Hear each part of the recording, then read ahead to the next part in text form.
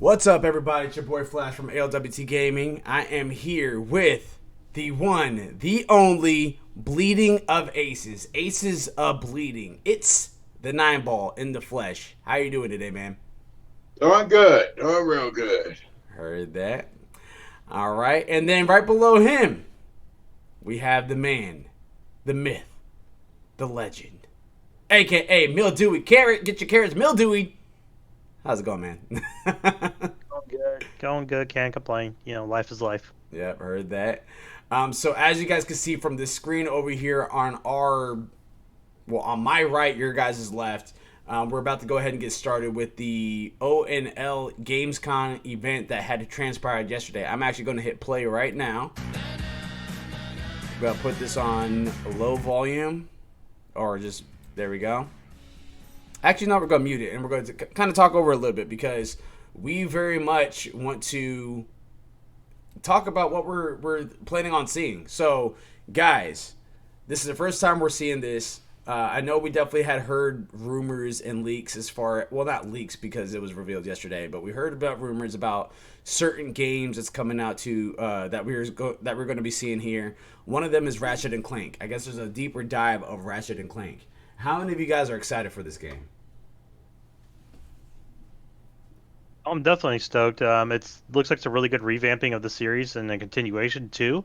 So I never really got into the older versions, unfortunately, but this one's definitely piqued my interest. So I can't wait to see what they do with it and go into it, and we'll see what happens. But maybe they'll give us a bit more story plot. Who knows? Yep. What about you there, Bleeding Aces, aka It's the 9 ball? Shoot, I kind of missed the question there. Getting some stuff fixed up. Yeah, no worries. It was the question. Well, the statement was one of the games that we were seeing here, and there's about to be an ad in a couple seconds. But one of the games that we're going to be seeing here is going to be what's it called? Ratchet and Clank. So, with that being said, is this a game that you're excited about? Is this something that you want to see more of? Like, does that interest you? I didn't play a lot of Ratchet and Clank, so I don't really know much about them. Okay. Okay. This game that they're showing right now, I know the event hasn't officially started yet, but this game right here is one of that I'm very excited for, which is Scarlet Nexus. They showed it at the Xbox event. They showed small clips of it. I hope they show some gameplay today, so we'll have to take a look. As far as the Ratchet and Clank question, I am personally excited for that. I'm one that I didn't really play too much Ratchet and Clank in the earlier seasons, but it definitely looks good to me. It looks like with the whole how quick stuff loads, it looks good. Another one that they had talked about that they're going to show off was going to be what's it called? The new game, Fall Guy Ultimate Knockout Season 2. They already not announced the Season 2 for Fall Guy Ultimate Knockout. How do you guys feel about that? Should be Kind okay. of feel, yeah, it should be okay. It feels like they're trying to go along, like, with the rest of the people who are doing seasons, battle passes, and stuff like that. This one, if I remember right, looks like, say, castle theme. So I really want to see, though, how they're going to have you go about it. Like, is it just going to be like, can you get it for free as long as you play like X amount of time and wins and stuff like that and coins and all that? Or is it going to be something where they're going to continue on with the buy a battle pass and play through and then, go on from there? Mm, right. Okay. Now I'm kind of curious about that too as well. I feel like it's a little quick to announce the season 2 already, but it picked up steam very quickly this month on 2 platforms alone, which is PS4 and PC. Picked up very quickly. I foresee it going to on over to the Xbox Series X or the Xbox One here soon. I think it's a very popular game. It's fun. It is a fun game to play with friends. By yourself, not so much, and it can be very frustrating. You guys can check out past streams at www.twitch.tv/ALWT Gaming or go to ALWT Gaming on YouTube and check out our reactions to there because you will hear a lot of yelling, primarily from me and Abby. um, Another one that they had, so Scarlet Nexus, or not Scarlet Nexus, but friggin' Ratchet and Clank was one. Another one was Fall Guy Ultimate Knockout 2, and I think they actually opened up this event talking about Fall Guy Ultimate Knockout 2. What other stuff have you guys been hearing about the this event that has you like, okay, I want to see that, or I could care less to see that?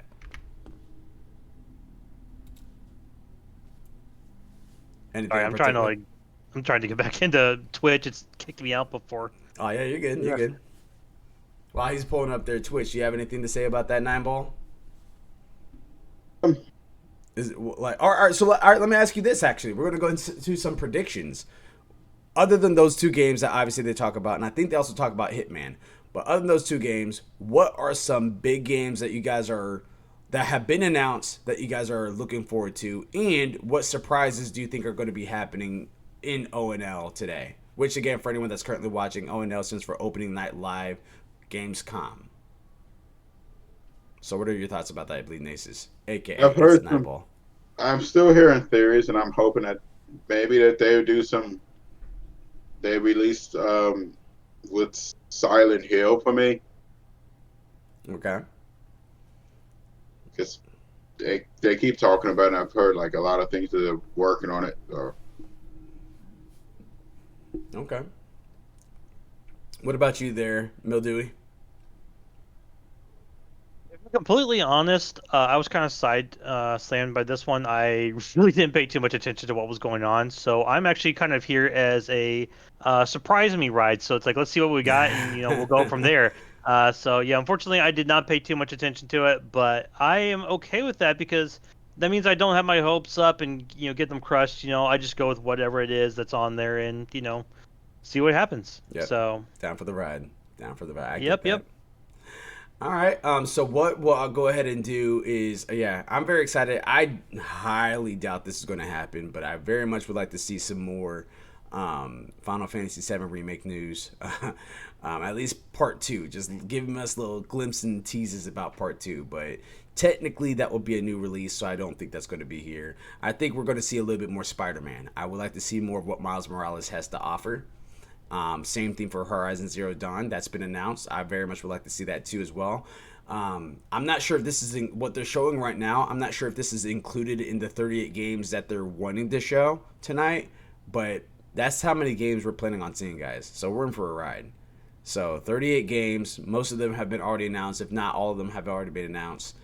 Very, very much going to see what they're going to have to offer. I wonder if we're going to see some more Arkham Knights. That would be kind of cool. I wonder if we're going to see some more Suicide Squad, because up until this point, I didn't have any emotion towards Suicide Squad.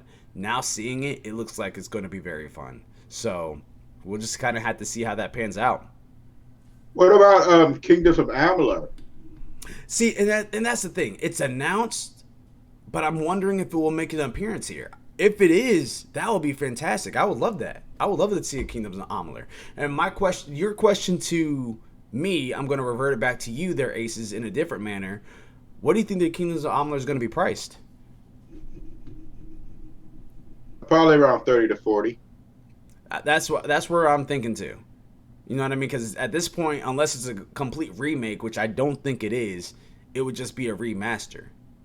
So I'm just kind of curious to see how they're going to pan out with that. Alana Pierce, there she is she's from Funhouse, and she's also on the podcast for Kind of Funny Games Daily. So Also Inside Gaming too. Yeah, former. She's not with IGN anymore. I don't think it's IGN that does Inside Gaming. Oh, okay. I was about to say, I know formerly she was with IGN, and she's not with them anymore. Because I know Funhouse, most of Funhouse's people do Inside. Yeah. Yep. So the next game that we're about to go ahead and check out, I'll go ahead and unmute it so we can try to listen to some of that stuff and kind of give our feedback, our thoughts. The few games that we did see was Quantum Error. That was one. Another game we just saw. I know that's up your alley, 9-ball. I know that's up your alley. So we saw that. We also saw Scarlet Nexus, which that one's up my alley. And from what I just saw a little bit as we were talking just now, Jeff Keighley. What up, man?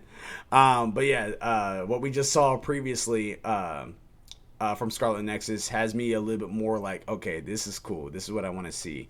Does have a little bit of a Code Vein feel to it, but it looks like it's more, and it's not going to be like timed. Looks like it's more like almost like a hacker slasher type. So we'll have to see. Yeah. And also for anyone that's currently watching the stream as well, and if you guys are not on top of it, it's perfectly fine. However, PlayStation had announced that there's registrations open on their official site right now for pre-orders. That doesn't mean that you can pre-order automatically. This is just strictly to register your PSN name so you can get an invitation to pre-order. It's like the pre-order of the pre-order. All right. So, and they are going to be, there's certain restrictions that are applying. I believe one of the restrictions is that you have to be in the United States for this batch. If they see that you're not in the United States, you will be automatically removed from the list. When you type in your PSN, they're going to go off of PSN activity. I don't know what those stipulations are going to be as far as what are they confirming as activity, whether it's like trophies, is it going to be how much you're playing, how many games you play. I don't know anything like that. I don't think anyone really knows besides Sony, but that's something that they're looking into, because I guess the way that they're looking at it is like, hey, these are the people that play the console the most. Let's get the console in their hands. And that's what that would be rewarding people that are dedicated to the console and stuff like that. But also that's free promotion. If you have people that are already liking it that much, they're going to talk about it, and the more they talk about it, that's going to entice people, word of mouth going around there, and people will want to go ahead and pick up the next PS5 the next time it comes around. I don't know how much they're going to be limited by, but we'll have to see. We will have to see. It would be kind of interesting. Everyone in the chat, you guys are already registered for the pre-orders, correct? Yep. All right. What about you there, Nineball? You registered? Yeah. There you go. I remember talking about before. You're like, I'm not doing it. Like I I don't register decided. for anything. I decided last night. Yep. So yeah, and of course, again, if in case you guys are again jumping in right now, if you guys have a PS4 and want to team up with us, Malachi 36 right here, it's the 9-ball right there, Mildewy Carrot right there. So those are not just our. That's not just what I call everybody. That is our gamer tags. So definitely make sure you guys are checking this out. And I think I saw a little clip of this. I kind of cheated a little bit on my drive to dance yesterday. But at this point, it's about to get into the real ONL. And I know this is a part right here where Jeff Keighley's like trying to not sell us as far as being like, don't be too hype. But big news coming up. That was kind of his spiel right here. So, all right, guys. So let me ask you. 2020. We're almost done. We're going inside September. We have 3 months to go. What is your current game of the year? Top 3. Like coming, already out, been playing. We're gonna go with already out. Okay. We got 5 minutes left. I'm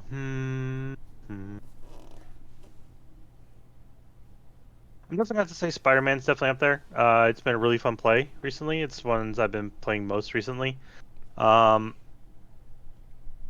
definitely gonna have to say Gravity. I know he touched on this the last time in our last ALWT All Things Gaming chat on Monday that he wanted to try, but Gravity Rush is a phenomenal game. 1 and 2, I love them both. So good. Very good story play. I know it's only single player, but I still very good story. Love it.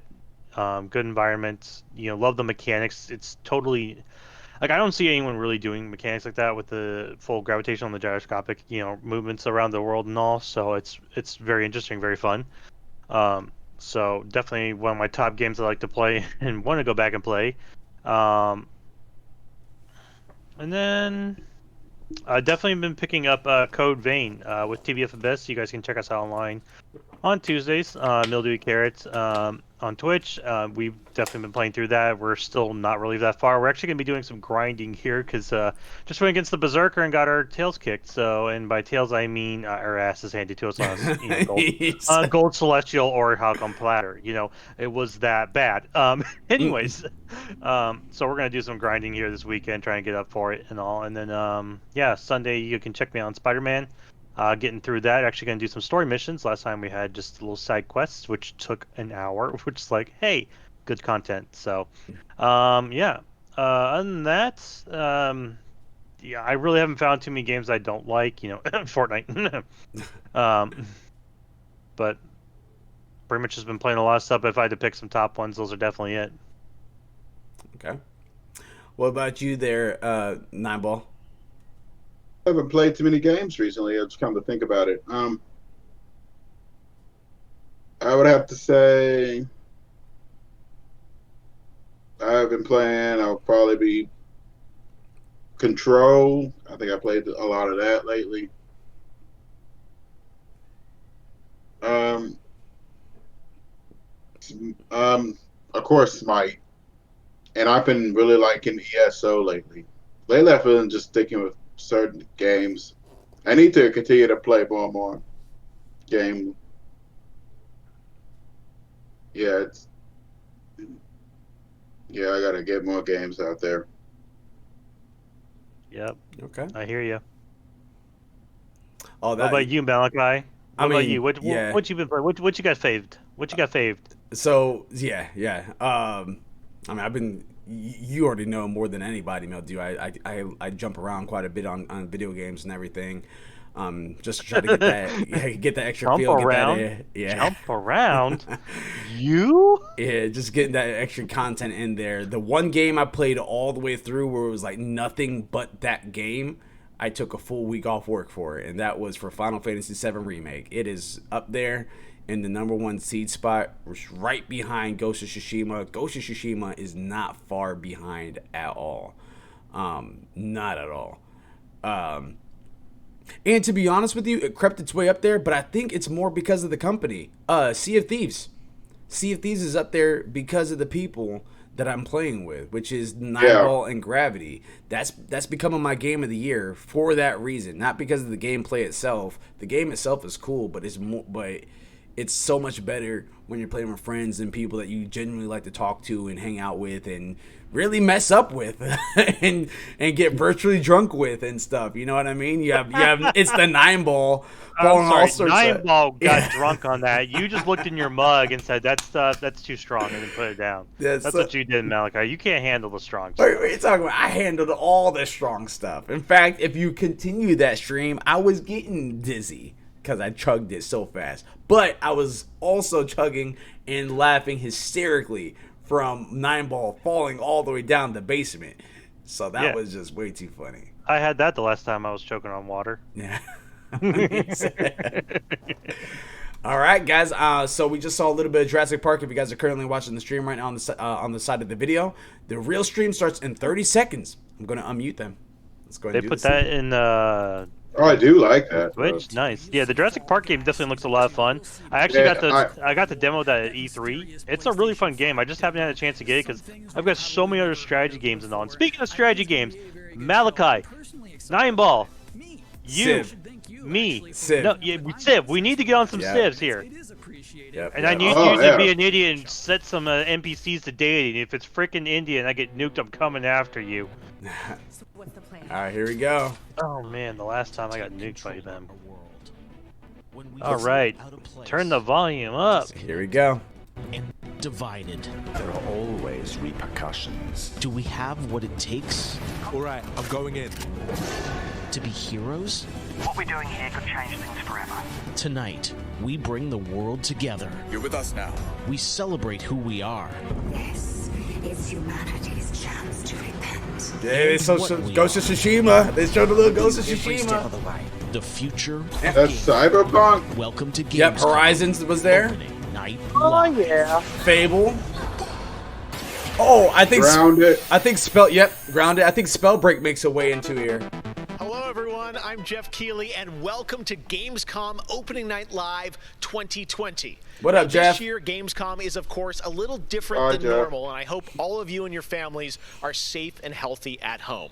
In 2020, games have comforted and connected us more than ever. And with the launch of PlayStation 5 and Xbox Series X later this year, games are only going to get better. Well, all summer, I was hopeful we could get to this very moment, a big live showcase filled with more than 35 games to kick off Gamescom 2020. Tonight, you'll get a first look at Fall Guys Season 2 and an extended gameplay demo of Ratchet & Clank Rift Apart for PlayStation 5. Extended. Plus, we might have a couple surprises along the way, too. Okay. But before we start, I want to acknowledge and thank all the game developers, marketers, and publishers who have worked under challenging circumstances to keep us entertained. This show is nothing without them or my production team, and doing a show at this scale safely is not easy, especially when all of you at home have some pretty insane expectations. I hope tonight reminds you why you love to play games. Look at that suit. And with that, we're going to move on to our first game with a game that was just announced yesterday. Call of Duty Black Ops Cold War. Call of Duty, here we go. Joining me is Dan Von Drack from Raven to tell us about the game and give you an exclusive sneak peek. Dan, how you doing? Sorry, like an ad for it. Then I saw that, I was like, oh, this looks interesting.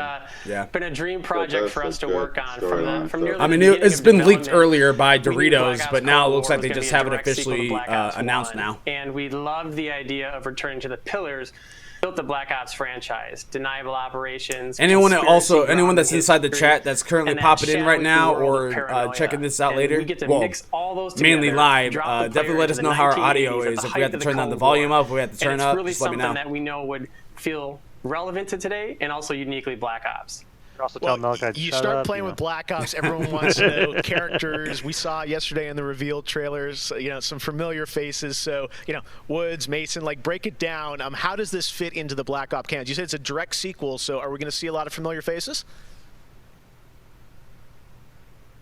Yeah, part of the fun in making this game was bringing back the iconic characters like Woods and Hudson and Mason and seeing how all those personalities mix with some of the new characters. So the campaign takes place in 1981, and we love that we've been able to have so many connections to the original Black Ops and really be that direct sequel to the game. Now, one thing that I'm really excited about this is you're pushing the storytelling in kind of a new direction with some branches and some options about how you play through the campaign. Can you maybe walk us through your thinking there? Yeah, one of the driving forces cool, from early in development was to say, let's take this Black Ops thriller and infuse it with some player choice and some player freedom. Anything we can do to give the player a little more ownership over their experience. So that starts with totally Vietnam, Cold War character for the Cold War campaign. They can name them and pick a military background and really pretend they are that Black Ops soldier that they want to be. Both of them. From there, we wanted to take some of our missions and infuse optional objectives. Now I wonder if what they're showing is off of PS4 or if this is PS5 optimized. It was fun to find that balance between the hard driving Call of Duty action and these more non-linear experiences inside some of the missions. So with choice comes the player wanting to feel that impact. So some of those choices earlier in the game and some towards the end will actually shape the ending of the narrative of the campaign. All right, so multiple endings to this game. Yeah, absolutely. Oh, multiple endings? Okay. It's like we love that Black Ops has always been willing to take risks, and we all know they did some of this in Black Ops 2, and taking a BioWare these features, we love playing homage to those early Black Ops games. Oh, yeah. It depends on how they do it. Well, Dan, we are excited to see more. Mass Effect multiplayer reveal is coming in September. But since you got a switch there, maybe you could flip the switch on something exclusive. All right, we're not going to talk about that no more, Nineball. Yeah, absolutely. This is really exciting because this is the first time we're on this inside the walls of the development. I got the DLC, studio. so I picked green. This is from earlier in the game, and it's a critical point that really shows the narrative of the world, shows this threat that our heroes are going to be battling. So let's take a look. Little ad action. I did fail in my history. I forgot the Cold War encompassed even the Vietnam War and all too. So and weaken your overall immune system. So that's my fault. So I apologize for failing in our U.S. history.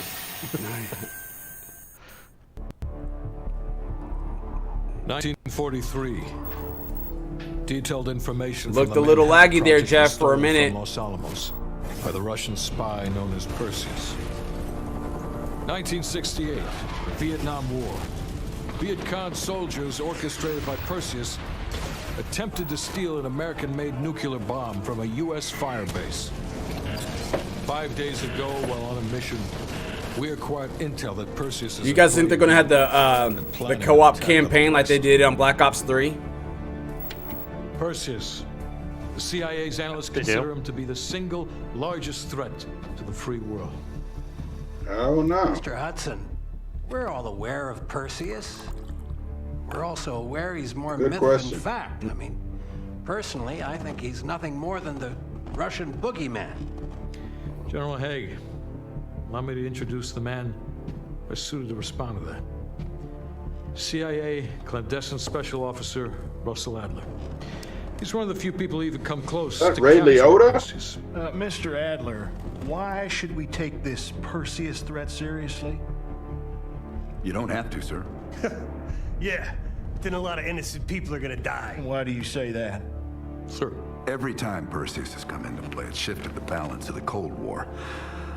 After 13 years of silence, if he's active, something big is gonna happen.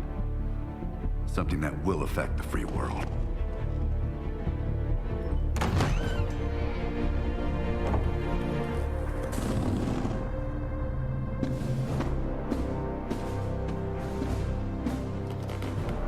Mr. President. Sir. Mr. President. Mr. President, this is Jason Hudson and Russell Adler. I know their names. Who do you think approved their last mission? Right. Is the threat real? Oh, Sir, we believe Ronald it is. Reagan! Yeah. Can you stop Perseus? We can, sir. I've already submitted the requisition for my team. Sir, their requests are highly irregular. Most likely illegal. If the press gets a hold... What the hell are you talking about? Do you know who we are? Every mission we go on is illegal. Sergeant Woods, plausible deniability is the backbone of our work. Is this Call of Duty or a movie? We're talking about... I mean, I'm getting Medal of Honor vibes. Women of the world. Hell yeah. Give Mr. Adler whatever he wants. I mean, it's definitely Call of Duty, Gentlemen, but I'm just saying, very you've been Medal of given an Honor-like. important task. Protecting our very way of life from a great evil. There is no higher duty. There is no higher honor. And while few people will know of your struggles, rest assured, the entire free world will benefit.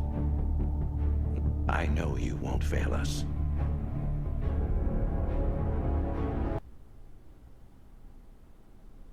Huh. Man, that tech is just giving me old school flashbacks from some of the stuff my grandma had. Right? Oh, ad. Stupid ad. Stupid ads. Oh, it's a League of Legends ad. Yeah. Yeah. It's all good. Still like leagues. Tonight we have some new I'm actually game gonna be streaming announcements leagues for you later on guys tonight. as well, including this one, a new next-gen narrative action-adventure game Hail. from Reflector Entertainment in Montreal. It's called Unknown 9. The game tells the story of Haruna, a woman raised on the streets of India and haunted by visions of her own Unknown death. 9 Haruna Awakening. struggles to understand her mysterious innate abilities to manipulate the unseen. Check out this first look. They haven't announced this game yet, so this is a new one. System is it for? They just said next gen. They didn't clarify yet, but this looks pretty cool so far. Like, could be all of them. Probably will be. All right. Those graphics are nice. Oh yeah.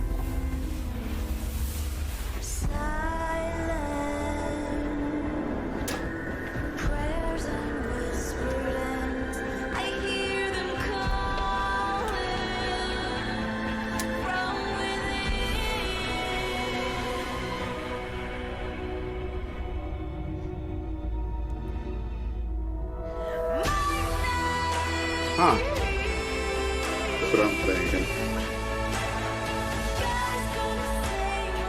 I feel like this is gonna be in like the thriller category. It's not gonna be scary, but it's not gonna be like there'll be some moments where it will kind of shock you. That's what I'm kind of thinking. This might be a thriller type. I'm Get the thinking Stranger like Things Life vibe.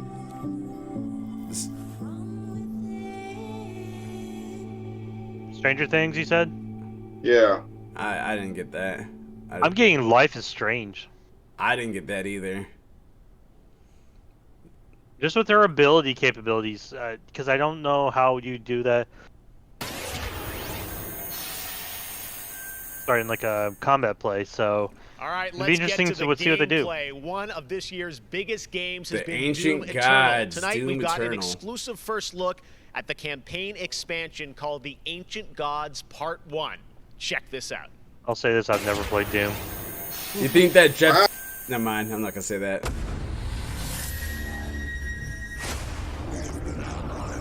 You said you never played Doom, there, Mildewy? Yeah, I said he never played Doom. I don't ever remember him playing Doom. No. Snap, man! It was back on the OG PC. That's actually when I first played it. It's like Windows 98. Yeah, I remember that one. I played the 2016 too. I haven't played this one yet. Yeah, I haven't played them. Please proceed with control, but assertive. Halo and Gears of War, yeah.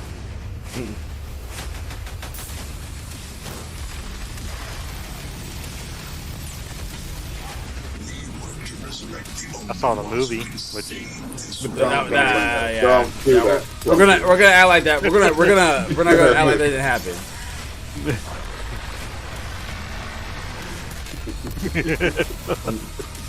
So we're giving it the Avatar treatment, is what we're saying. If you're talking about the last Airbender, then yes. Yeah.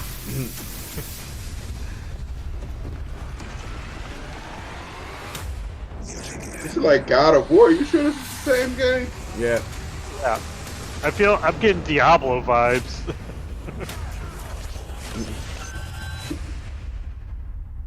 Oh, that's quick. To Star Wars. The old gods, that 2020 might marks be the actually like 25th Cthulhu anniversary and of a legendary game studio, BioWare. Tonight, Casey BioWare wanted to give everyone around the world BioWare a taste of what's Give me next. some good. Casey, over to you. Hey Jeff, it's great to see you again. You know, 6 years ago, we were on the stage with you at the 2014 Game Awards, accepting the Game of the Year for Dragon Age Inquisition. Yep. Casey? Yep. Then, we've been imagining new ways to use next generation Oh, technology wait, to bring is it? world and I'm characters hoping of so. Dragon Age to life.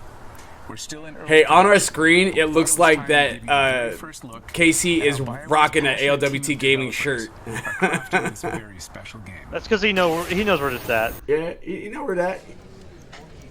Alright, coming right back to ONL. The RPG mobile hit of 20. Yeah. I keep seeing these raid things. I'm like, I don't Yeah, care I don't about like it. I've been Hold at on, BioWare hold for on. a really long time, so I've got to see it grow up and turn from a company of 35 people to a company of more than 300 people.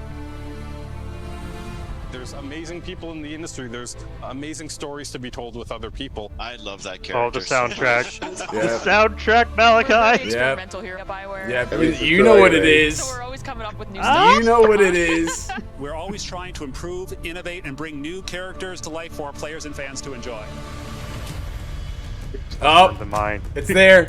It's there. The world of Dragon Age. Give it to me. has Give World of it Dragon to me. Age. Give it. Frontier stories. It's got mystery. There we go. It's got Let's see it. hard-boiled detective stories. Thank God I never played a Dragon Age. No, you go back and play it, sir. You're the hero in the Dragon Age world, and you're saving people.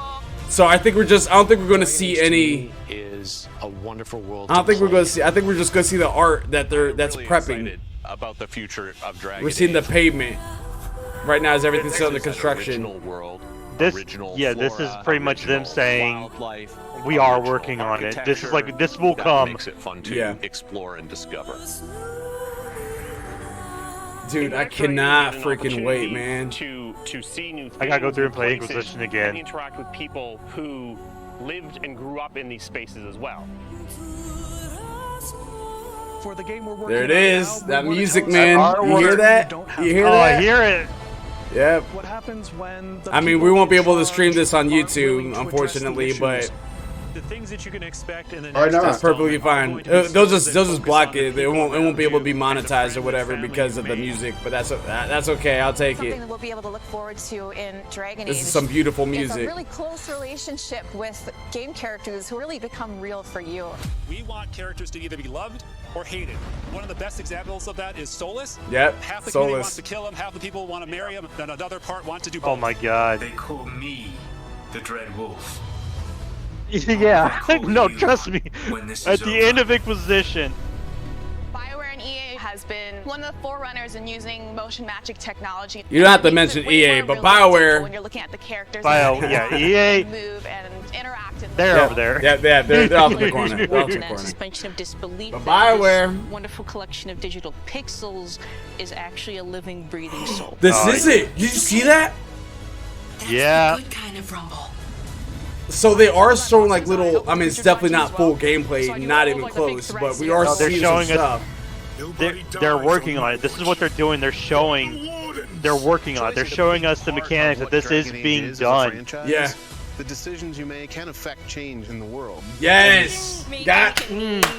Look at this. This is it. This is it. Oh. This is owning it. your outcome and reactivity to We okay, the guys? choices that you do make.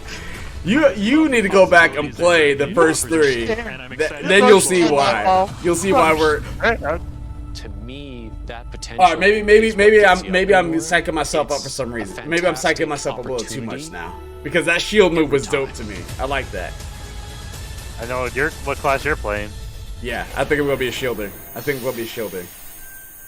Nice. Oh, the shield. Stop. It's time Dude, the for shield something class was special. a nasty too.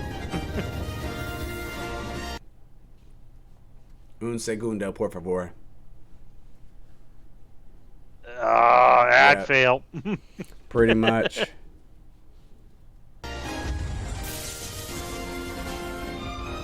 Oh, it just skipped the ad. Cool.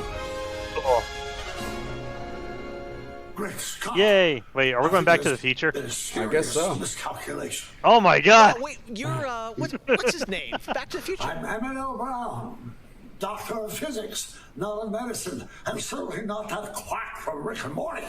We know who you are, but what? Jeff, I did come back from the future to this precise moment on August 27th, 2020. Oh, wow. Because it's imperative we launch Surgeon Simulator 2 right now. And what exactly do you have to do with Surgeon Simulator? During the mid-20th century, some friends of mine from Bernardshire It feels good to see him. a state-of-the-art Looks like doing well right now. facility, otherwise known as the Surgeon That's gonna be a Training sad day. Program. But we're not gonna talk about that right now though. That's a side stream. Digitize the experience. It's unbelievable. You can I've heard access the about this program game. through your computer Yeah, this looks really. I mean, it's actually on Game Pass. I don't care to play it. your keyboard. And it's available as of Yeah. Scott. I saw the first one and I was just like. Tonight, I want a world premiere, a few examples of some of the incredibly successful test subjects who have already completed the course. So you're saying a world premiere will save our future? Only time will tell. And speaking of time, I'm off to another world premiere, Avengers 26, The Return of the Son of Thanos, opening 2077. And with that, I leave the fate of the human race in your hands. Just make sure you play Surgeon Simulator 2. Now, doctor's orders.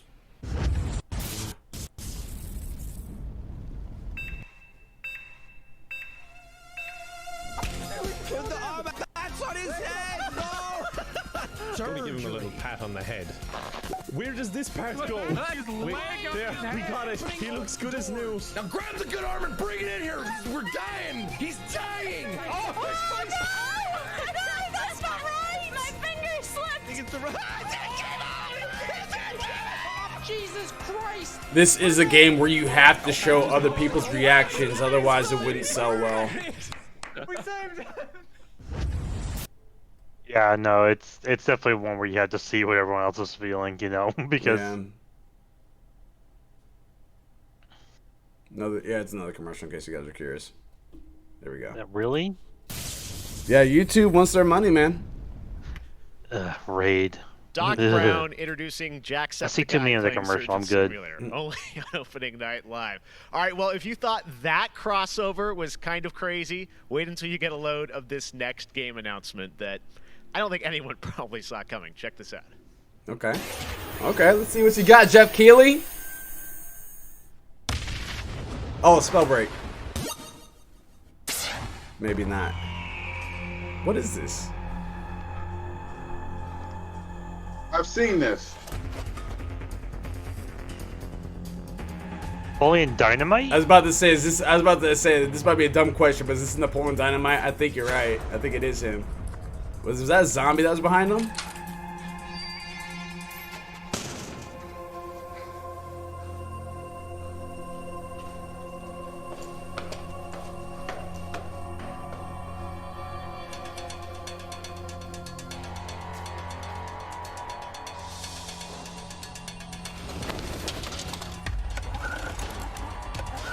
Alright, a little bit of generator action.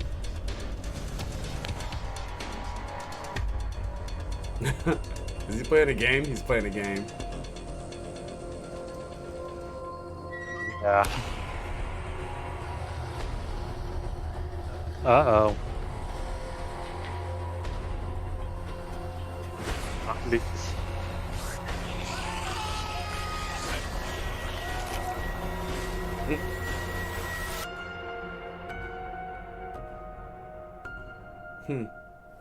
Bridge Constructor, The Walking Dead.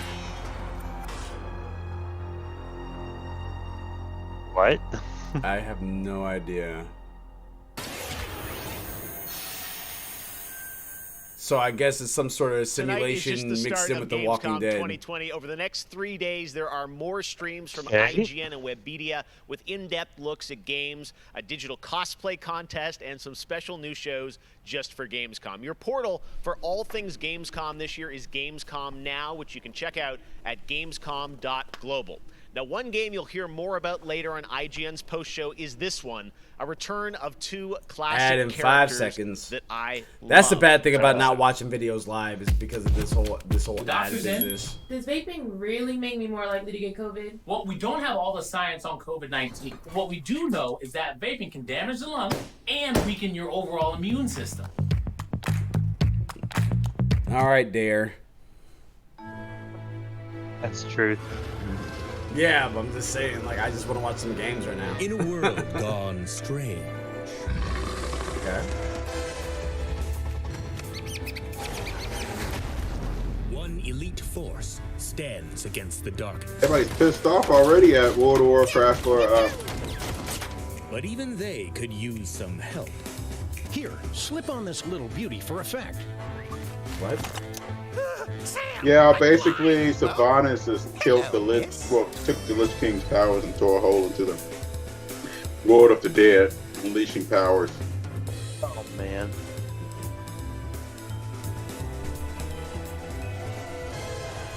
That one didn't do anything for me. The return of Sam and Max. Yes. Feel like I've seen them before, and I it's just time don't to say remember hello where. To my wonderful Jeff co-host says from return, from IGN, please say hello to Sydney That's Goodman. the Lich King's sword.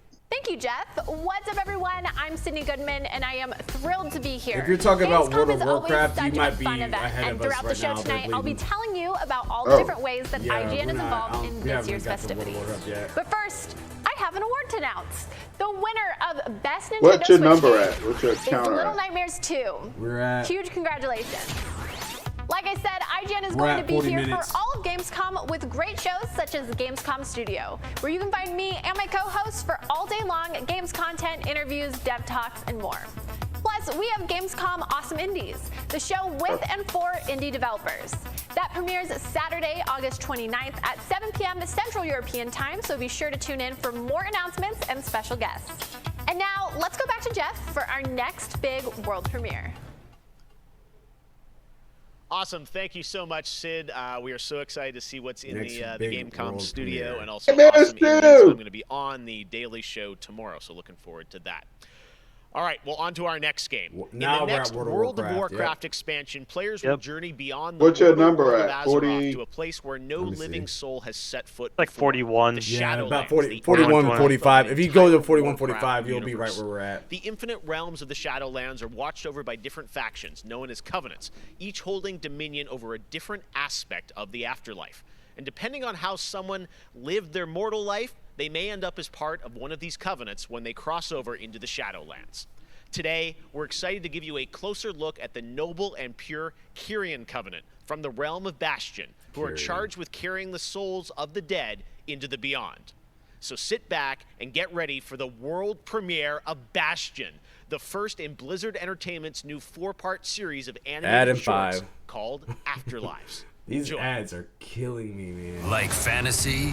You're gonna love this. Join forces with your... We're at 42. 42 minutes exactly? 42, I said 42:20. Okay. There you go. Are you done with your ad? Yeah, we're already watching it. I'm a bit behind. I'll say this: I only tried World of Warcraft for a couple of seconds, like I say seconds, but like for a couple of characters for the free pass, and that was it. I didn't care for it. Yeah, I played quite a bit of it because I love the raids are there. My soul. But lately, the newer stuff wasn't that good. And it just became too much with pay to play and all that. Well, if you're gonna have a pay to play, it would have to be worth it. And though World of Warcraft is fun, it's to me, at least for me, it's not worth it. Hopefully they fix the problems with World of Warcraft. We need better. You have been chosen. Chosen. Yeah, about to say, I played some with my boy Jake, my twin Aruni. And when playing with him is fun, but it's one of those again that like it's really the funnest when you're playing with people. I really wasn't interested in progressing too far in that game, to be honest with you. Evil here. The darkness was I have sealed in the maw long ago. You're wrong. He destroyed my home. I had a what was it, a 120 priest I used to name. Must be punished. How come he kind of looks like an Uller with white hair? Accept your new purpose. That's Uller's father. That's Bueller. Of this desire of vengeance. What I desire is justice. Devos. Oh, he's going back. Training this soul. It is beneath your station as a paragon. He cannot let go. He continues to demand retribution for his So death. how do you die in the afterlife? To ascend. Yes, but this one You're seems destroyed or you return to the Wheel of Life? I don't know. Because Savannah is basically tore a hole in the afterlife after she miraculously beat the Lich King by breaking his crown. Well, I mean, you have different stories, obviously, but one of the stories is that when you die in reality, you just go into the afterlife, but then if you die in the afterlife, you cease to exist forever. So there's still some form of life in the quote-unquote afterlife for a lot of these stories that's written out. But your death is not done until you die in the afterlife. How long must we train? until you are ready to ascend. And what is keeping me from ascension? Nothing. But I hope, like I said, please fix that RNG crap they have. I got sick and tired of doing my paladin over and over again, and I never got a glimmer of light. I think I got one, but you need 3 for that to work. In my please fix. I was about to say, going to the stream, I feel like they're drowning out this video a little too long. Show me. I feel like this is something that should be in there for gameplay or for a demo to kind of storytell, not necessarily for this event, because a lot of people that don't care about Warcraft is not going to care about this. That do is good. I mean, you got enough gameplay for a lot of them. Yep,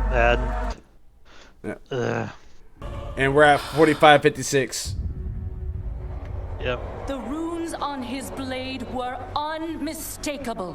This dark agent runs free on a mortal world with the power of the Maw itself in hand. Well, this is going to go on for the 30 minutes. I'm going to grab some chips. Imperiled. Impossible. The Maw is inescapable. You must return to the 45-56. If he had purged his life, we never would have known of this calamity. The path is flawed. Enough! The order Uh-oh, of the Sylvanas. Shadowlands depends on the Sylvanas. execution of our No, I know it's not eternal Sylvanas, but Shaw. the shaking up the entire. What they did was a Battle of Azeroth. They created another horde in the horde. Command, my archons. A horde of a horde of a horde to the horde to the horde to the horde to the horde. Yeah, the hordes kind of broke apart right now because you got. I think they're trying to shake up all the legions. The time of your ascension has come. I thought I was not ready. Do you wish to see him I'm punished? just taking a nap. So I'm guessing the Maw is something that's like the final void.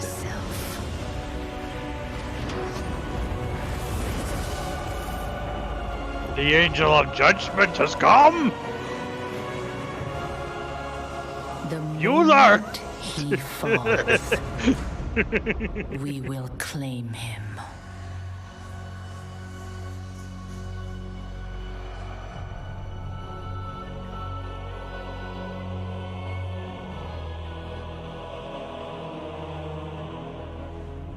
I see. Only darkness. God, don't say that. It makes me think of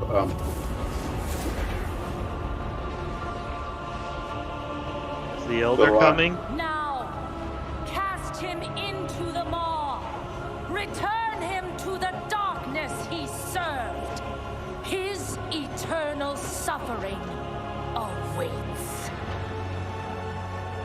He was my student. Remember what he did and take your vengeance. Not vengeance. Justice.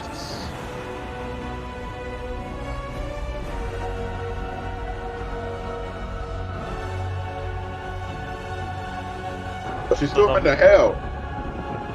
They call it the Maw, but is it hell? I guess. Shadowlands. Alright, who wants to play Magic the Gathering?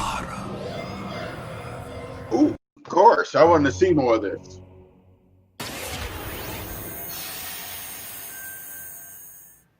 All right, hope you guys enjoyed that exclusive look at Bastion. Now, we know many of you can't wait to experience Shadowlands, and our friends at Blizzard want you to know the wait is almost over. But all it's that not money over. They make, all the money they make, and they can't just like increase the server capabilities. Yeah. Yeah, that was just a really long. This is what they should have showed us right here. That video, that little intro of Sebastian or whatever, that was just a really long, unnecessary one. It's the story. It just sets up. That's the World of Warcraft for Yeah, you. I mean, I get it that it sets up the story, but for this event, you don't see the whole beginning portion of what was one of the games we saw. They didn't really go like into this whole epic tale of Surgeon 2 or whatever. They showed gameplay, showed people's reaction. That was it. Can you be an unholy holy knight now? No idea. No, man. Don't really care either. I'm not gonna find out. No offense to the WoW players, but it's just not me. Yep, not the game for us. I might give it a go October for 27th. It is official, and we have so much more opening night live still to go for you. Ratchet & Clank, PlayStation 5, much more. Stay tuned. All right, but now it's time for the announcement of a new universe that is coming to gaming for the first time with a project from a Canadian studio. Check this out. New IP. Let's see it. They have returned. They corrupted. divided, conquered, until finally the gates of the celestial realm were thrown open. Oh! Dark Tide! The last remaining hope. The Stormcast Eternals. Vengeance made. Warhammer 40K! The Word Bearers! I've never played Warhammer at all. Same here. I'm just saying, like, I've never played them. No, never mind. It's just this normal Warhammer. What the dead have ravaged. Stormground. Yeah. Age of Sigmar. Quibi's most relevant series, Free Ray Sean. This is not a trailer. Yep.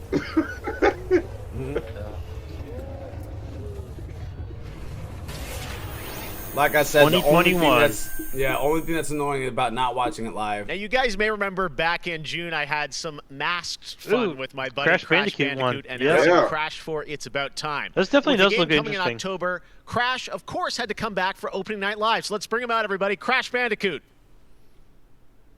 What? He's where?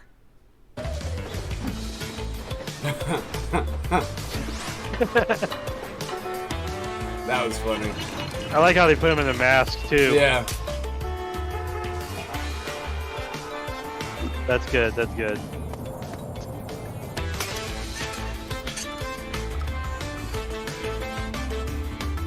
It's probably at the place where they're gonna do it live, and you can't find anyone.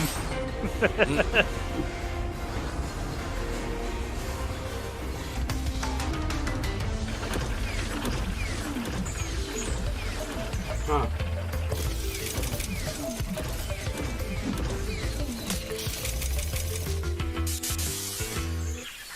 Poor Crash apparently didn't get the memo about Gamescom, but to tell us more about what we just saw, I'm joined by Lou Studdert from Toys for Bob. He went to the actual convention Lou, center area. What did we see there with Crash and the Gamescom bot? Apparently you saw him wandering around Cologne, but what he was hinting at was kind of our reveal of what we call flashback tapes, which are a brand new style of level that we are announcing here today. Okay, so how do these flashback levels kind of play into the overall Crash 4 narrative? Yeah, so the way that the flashback tape levels work is that they are kind of a peek back in time to the 90s when Neo Cortex was actually testing on Crash and Coco before the events of Crash Bandicoot 1.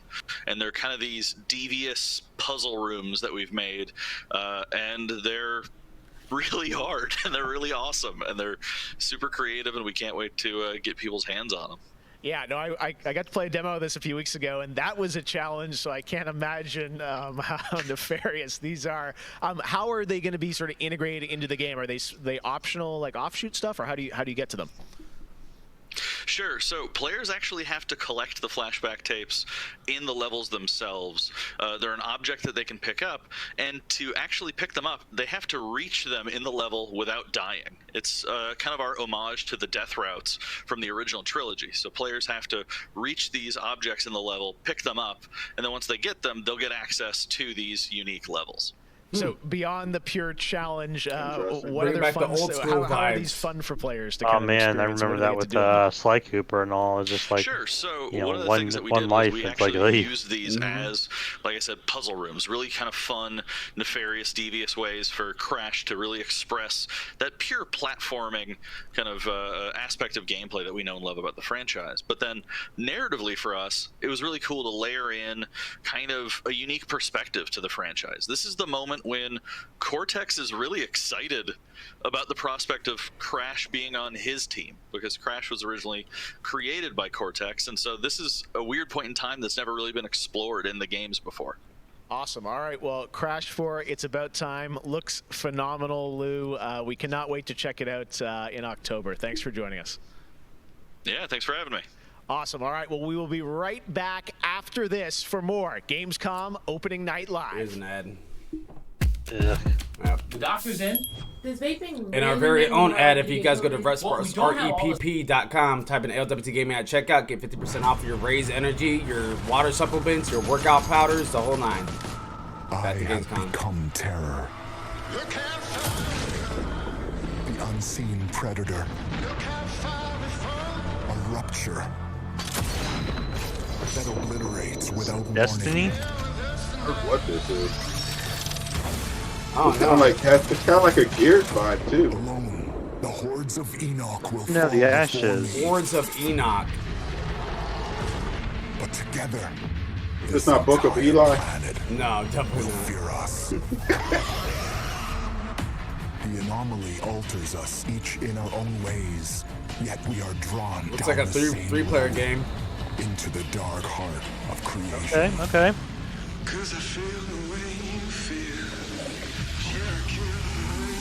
Got Destiny. Remnant of the Ashes feel to it. Yeah, it does. Whatever it takes. You need to play some more of it. It actually was free on Epic a while ago, so I got it. Can't wait. I want to get the DLCs for it, because the DLCs look epic. And we got it on, I got it on Epic Plus, we got it on PS4. On PS4 too? Oh yeah, that's right, you and Malachi got that earlier. Yep. Outriders. Okay, I remember that. I just don't remember that. Yeah, that definitely actually looks really good. People can fly. Red Bull gives you wings. Welcome to the hyperscape. Berets energy drinks gives you wins. There you go. Leave as a champion. Oh, this is the one game Ab's was talking about. It's Hyperscape. Yeah, me and Nine Ball had actually were playing it on beta on PC.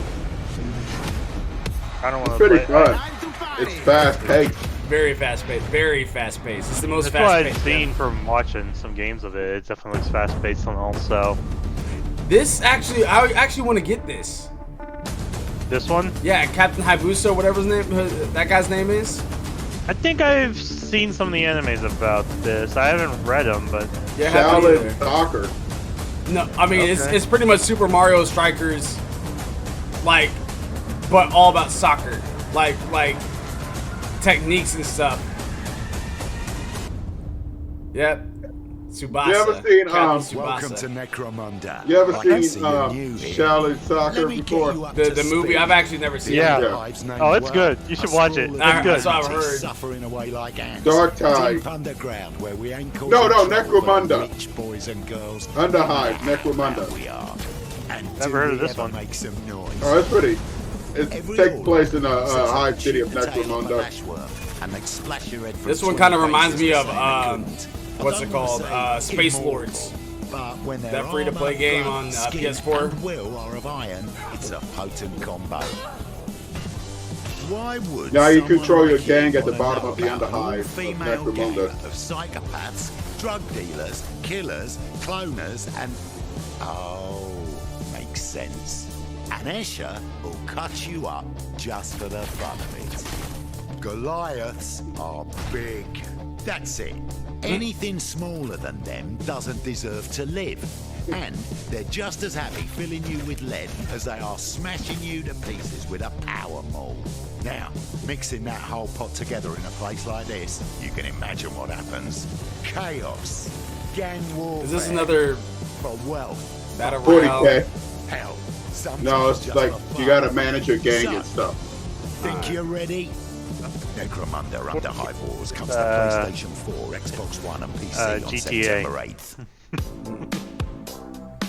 O futuro dos jogos, além de realidades virtuais extremamente fidedignas e realistas, eu acho que também se encontra em formas mais expressivas e absurdas, quebrando cada vez mais esses paradigmas de formato de videogame que a gente tem e sendo usado mais do que nunca como uma ferramenta de expressão artística. I envision the future gaming to be quite bright and quite online. The next generation of console will clearly allow AAA and indie developers to build more creative-driven games that I hope will cover more diverse subjects. I want to play all kinds of stories about people and places, both real and imagined. I want comedy games, I want autobiographical games. I really want to see what people can do with the medium. Pro futuro dos games, eu vejo uma evolução obviamente gráfica, mas eu vejo ainda mais evolução na inteligência artificial e na maneira com a qual a gente interage com os games, tudo em busca de experiências mais imersivas.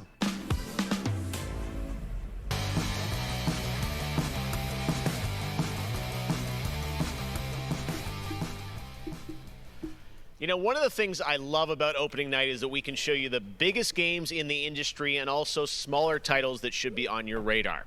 So pay attention to this next game. It comes from a team of 2 in Sweden, Tuxedo Labs. Over the past 3 years, developer Dennis Gustafsson has built his own game engine to realize his vision for a fully destructible game world. What he's building has absolutely blown me away, so I asked Dennis to prepare a special trailer just for tonight. I hope you're equally inspired by the ideas in this next game. Definitely one to watch. Teardown.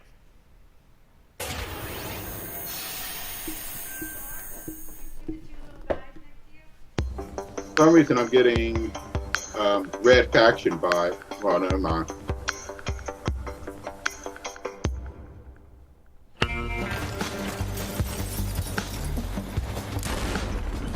What? I'm so confused. I'm very, very confused. I'm getting a feeling of Minecraft mixed with like Lego random destruction, Lego random destruction and all. This is not my jam. I already know it. Oh no, you're totally playing. You didn't even try it. Give it a go. That's like him saying he's not playing Bugsnax. Yeah, I'm not playing Bugsnax. I'd play this 30 times over, and this would be my game of the year over Bugsnax. Don't judge a book by its cover. Perform the perfect heist.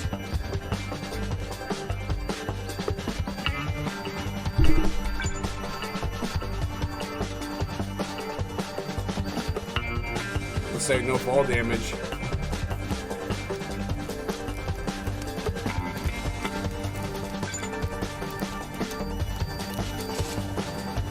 I'm really confused. Just as confused. Just let it happen. Alright. There you go. I would need to know way more before I even bothered. Last year at Opening Night Live, we announced Little Nightmares 2 to the world. Well, the team at Tarsier Studios hasn't shown anything since. Ooh, that changes I still want to play now. the first one. Here is a first look at the gameplay of Little Nightmares 2, which is coming next February, with more to come throughout the week at Gamescom, including a live demo on Gamescom Studio tomorrow.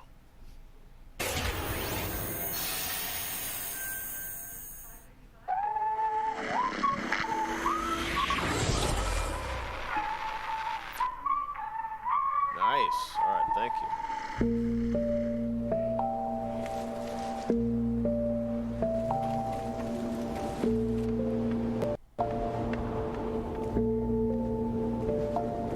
I need to play the first one.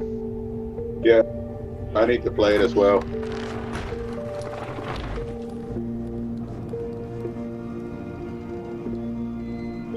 Ooh, I wonder if it's co-op. Looks like it is. I think it might be.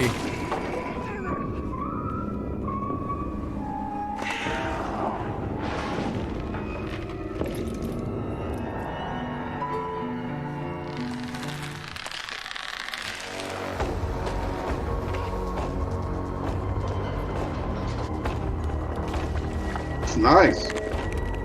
No, the little things. One looks really good.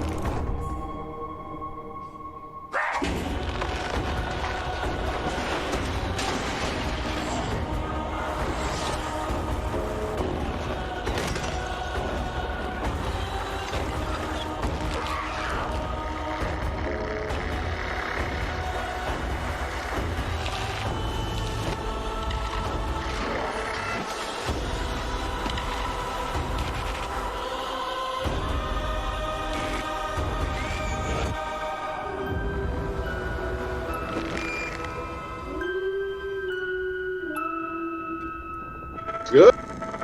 Oh yeah. I gotta play through the first one. If it's co-op, you and me, Diamond Ball, you and me.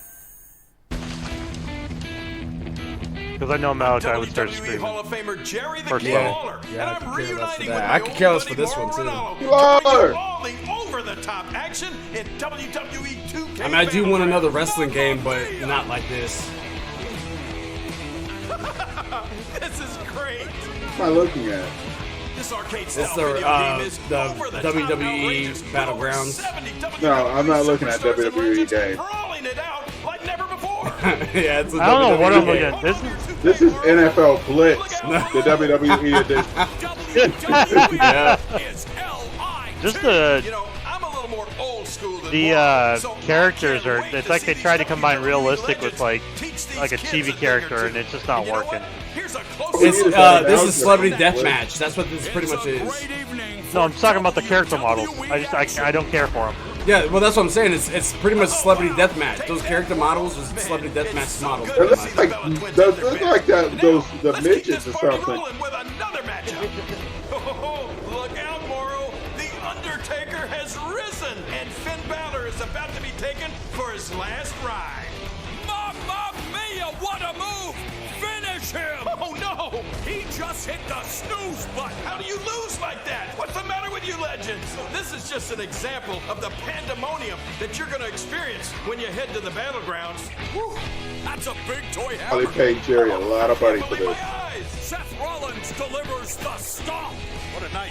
What a night. This is the greatest thing I've ever seen.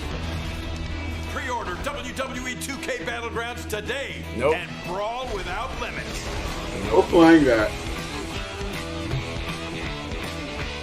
I'm gonna need a bottle of Jack Daniels in me before you get me playing that. Hello again. I have even more awards to announce, so let's I'm get good. right I'll down pass. to it. The winner of Best Action Adventure Game is Best Action Watch Dogs Adventure. Legion. The city needs a resistance. And it starts with you. What do you say? Dude. I guess that's something I'll never get. Like, how are they giving these people these awards if the game's not even out yet? Are you serious? The winner of the Best Action Game is Star Wars Squadrons. See, yeah, like, I don't know. Okay, I really want to see more of this because that actually looks really good. Yeah. But I guess, yeah, maybe this is just the category for games that's coming out. Game is Probably, Operation Tango. because that's the only thing I can think of. Operation Tango. I didn't see ONL last year. I think that was their first one. ONL was last year. So I don't know if this is a thing. If they do these game awards and talk about games that's coming out and make predictions. I used to be an explorer. The winner of Best Indie Game is Curious Expedition 2. Did not You should have started it like that. I got Skyrim on the brain right now. It was time for the world to learn my name. I used to be an adventurer like you. Congratulations to all the winners. So I took As I an mentioned, arrow to IGN the will be knee. here for all of Gamescom with great shows and new ways for you to get all your gaming news. Check it out. Gamescom 2020 is the heart of gaming, and you can keep to the beat right here on IGN. We've turned the single biggest show in gaming into 5. Gamescom Now is your virtual show floor with up to the second live coverage. Gamescom Daily If we're Show. lucky, I think that was the last ad that we late night had, talk show. previously. Our Gamescom Awesome Indie I'm Show, hoping. the freshest deep cuts in indie gaming. I think and YouTube finally, hit their quota. the Gamescom Best of Show, They better have. including the Gamescom Award. Gamescom 2020 is available on IGN and wherever you stream Gamescom Now. And now it is time to talk about that Best Action Game winner, Star Wars Squadrons. This is a new immersive space combat game from Motive Studios that delivers the ultimate Star Wars pilot fantasy. We've missed those. In Squadrons, you'll suit up and fly for both the New Republic and the Galactic Empire across intense 5v5 multiplayer battles, as well as an all-new, authentic single-player story set after the events of Star Wars Episode 6, Return of the Jedi. Today, we'll get a glimpse of what Squadron's story has to offer by taking a brief look at one of the single-player missions featuring some light narration by the Motive team. Let's check it out. World premiere. We all choose our path. Light or dark. Freedom or destruction. Starfighter. That's what it was. Alderaan in order to spread fear and douse the fires of rebellion.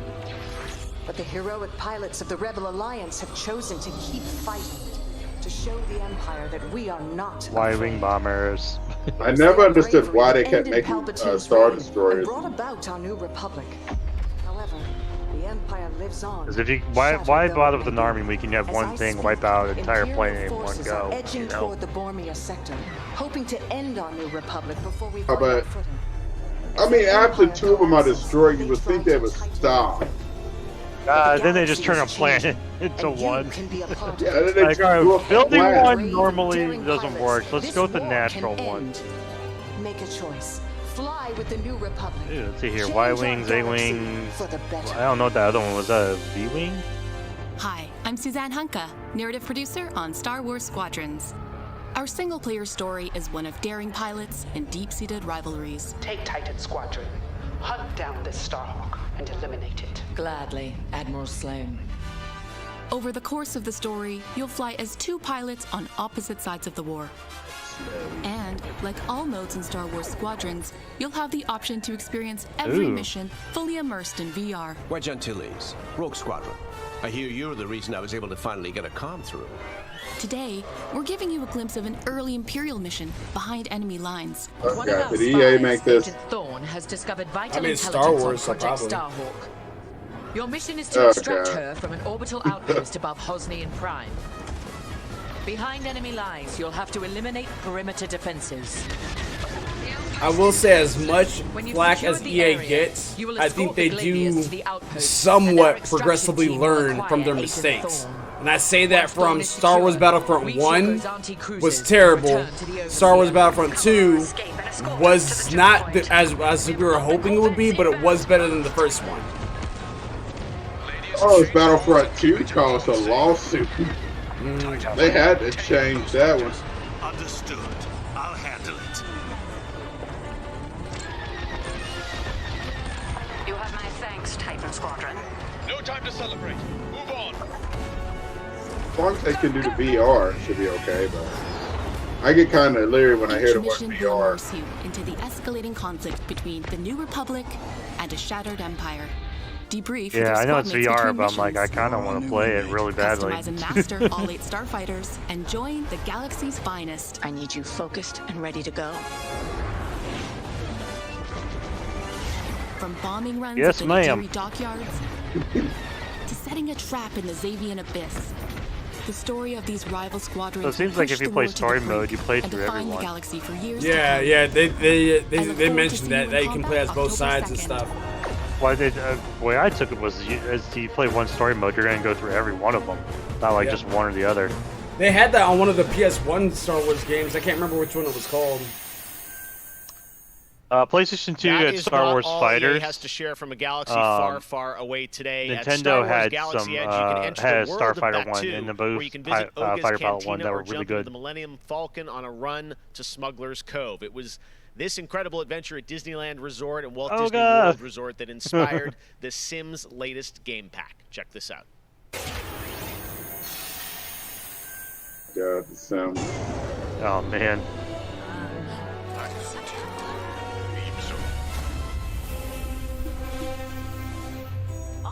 Probably gonna need like 2 other DLCs before you can buy it. Right. About 12.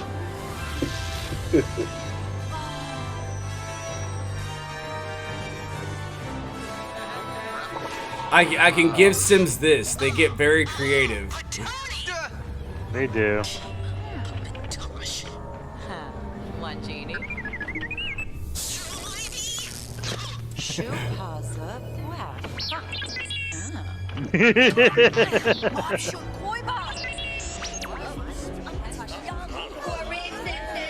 Nirma, Wegrin. You Sim.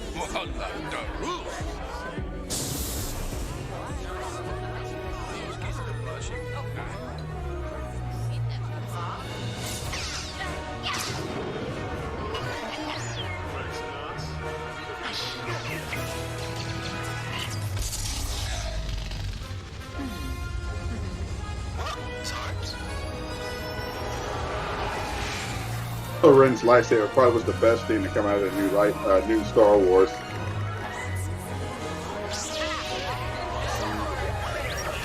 I still haven't watched that new one. I will admit. I need to, just so I can finish the series. You're not missing much. Yeah, that's what I've been told.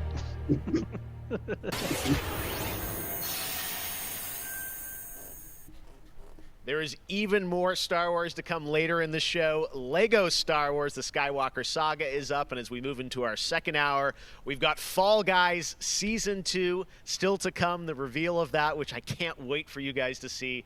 And of course, a gameplay demo of Ratchet & Clank Rift Apart for PlayStation 5. But right now, you might remember this next game from Annapurna Interactive from last year's Microsoft E3 event.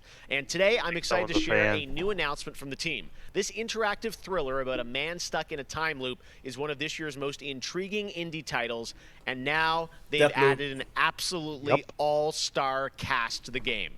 Here's a whole new look at 12 minutes.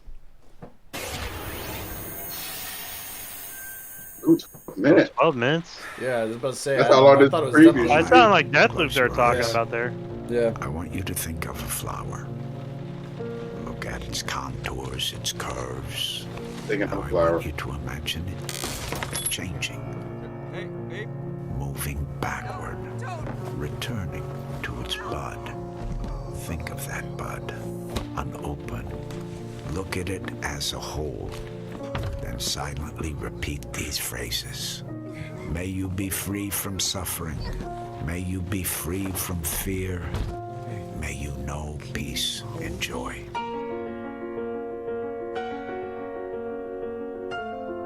James McAvoy, William Dafoe.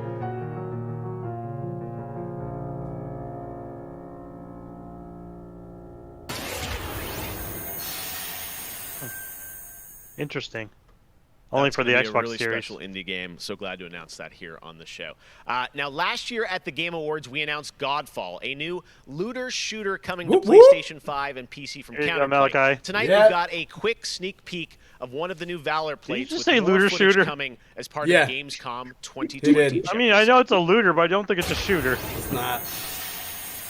Well, actually, no, I think he said looter slasher. I think that's what he said.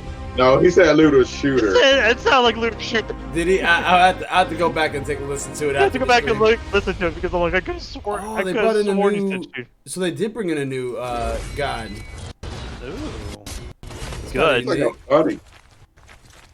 Having too many of the same, like just using the same ones. They're not the same though. Are you talking about like just by the like the first three were cool and all, but it's like bringing in extra gods allows you to definitely modify stuff and make it better and different. Besides having to, just stay on the blades, unless it's actually the same god, just a different armor set. Exclusive looks at Lego Star Wars, the Skywalker Saga, like Fall Guys. There's no ability difference between them. They just wait until you see what the like an armor cosmetic guys are up to, and so much more. This but first, Jeff I'm sure you is saw really, that earlier really this hyping week, up Fall Heart Guys of Ultimate Deimos, 2. Warframe's newest expansion was released It's something to be hyped up about. PS4, and today it's also you run on around, Switch, you push some all balls, you platforms. try Here's and a run a look mace at set. the Heart That's of about it. Deimos. Try not to fall off the teeter-totter, I just drew people off. This is Corvs. This is Time the balls, that like Xbox. grabbing them and throwing them off. Yeah, I was that Oh guy. wait, is this Warframe? Yeah. Oh yeah, this is Demios. This is Demios. Oh, this place looks so good. Nice. Idilian. That's the Umber Excalibur. Excalibur you need to get there, Malachi. There's my boy right there. That's Iva. Rhino. There we go. Yep. Life. We are infested with it. That's Iva. Yep. But yeah, Demios is the new Demos. Yeah, sorry. I keep wanting to call it Demios. Oh my god. The jaws close. Them arc wings and new crafts, man. Yeah, approaches. Yeah, dude, it looks so excellent. Have you tried turning it off and on again? What? Before we fall, we shall scream. There is one who will hear the heart of Deimos. Heart of Deimos, okay. Damn. Yep. You want a little I spoiler can't say on that that. one? I was gonna say that. That's why I was gonna say that. Video games through lockdown, whether it be older people. What were you not going to say on bored Nineball? Teenagers or I recognize that the person that said the Deimos. To do something together with their kids. Oh, I know her too. And if you've I think watched I've given the out stuff more for it and advice read about through video it, games in you know who that is. Yeah, that's Lotus, right? As a result, it's more important than ever that we keep That's making not Lotus? different That sounded like her. games for folk to play. A pandemia No, probably the pela qual same a gente voice tá actress, passando but no, that's tem not sido Lotus at período all. difícil a todos. Então, nesse momento, eu acho que a Nineball gente knows, I precisa know that. lembrar de mostrar mais empatia, demonstrar mais amor, mais carinho e saber que a gente vai sair dessa juntos. Vai ser difícil, mas isso tudo vai passar. I hope everybody gets healthy and safely through this corona virus time. Care about other people and wear your masks. Jogos são, na minha opinião pessoal, a forma de arte mais incrível de se expressar. Eles englobam tudo: música, arte, escrita, e você tem a chance de controlar e vivenciar essas experiências você mesmo. É mágico, é maravilhoso. Jogos são por amor.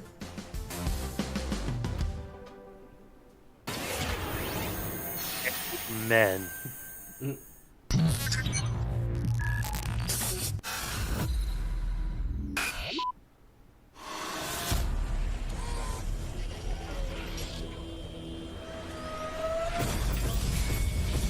Goldfish?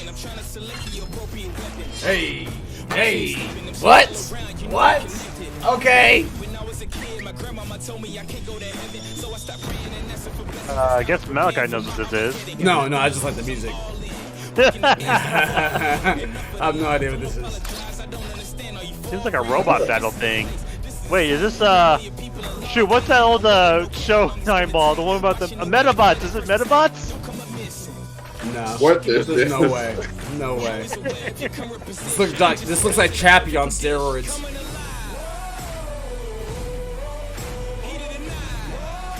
Ora. I just get a Metabots feel for this. I just get a Metabots feel. What am I looking at? I don't know. Mech League. Charge Mech League. That's interesting. Okay. Interesting. Override 2, Super Mech League. Fight what? It's not a battle. It looks like an arena type game. It's like a Super Smash Bros. Both mechs. Special announcement coming in September. Oh shoot, there was a game Oh, for so for the beta. GameCube.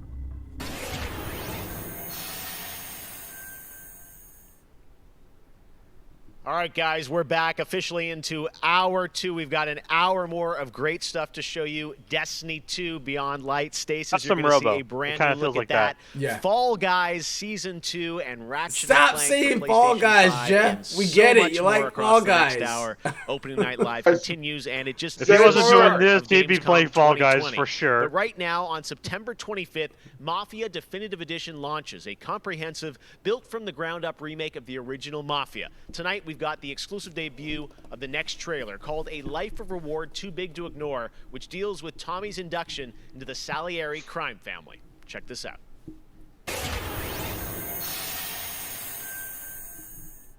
I think Abyss played this. What, All these Mafia? guys.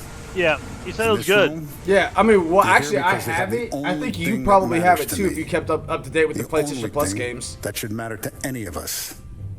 Maybe. You know what that is? Yeah, I Tommy? think it was like a PlayStation They're Plus game either early this year or late last That's year. I probably got it. I have to check. One day you're busting your back doing an honest day's work in a city that's been trying to scrape you off its heels since the day you stepped off the boat. And then next you're stuffing your pockets full of Salieri's dirty money. Go get him, Tommy! Teach these boys a lesson. Break every bone in their bodies. You want me to become one of those Wall Street boys? Don't sass me, Tommy. I'm trying to teach you the ropes, so you don't get strangled by them. Now you stay straight with me, you're gonna be living the high life, Tom. You abuse my trust. Don Salieri, you won't ever need to worry about me. Okay then. Welcome to the family. Like The Godfather.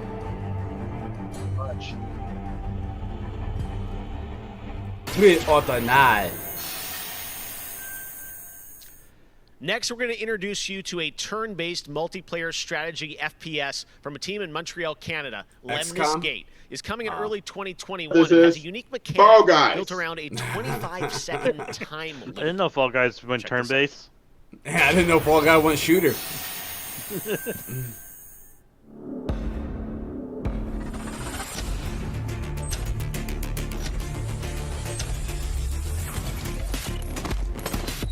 This is turn-based? It's got a Valkyrie feel to it almost. Yeah.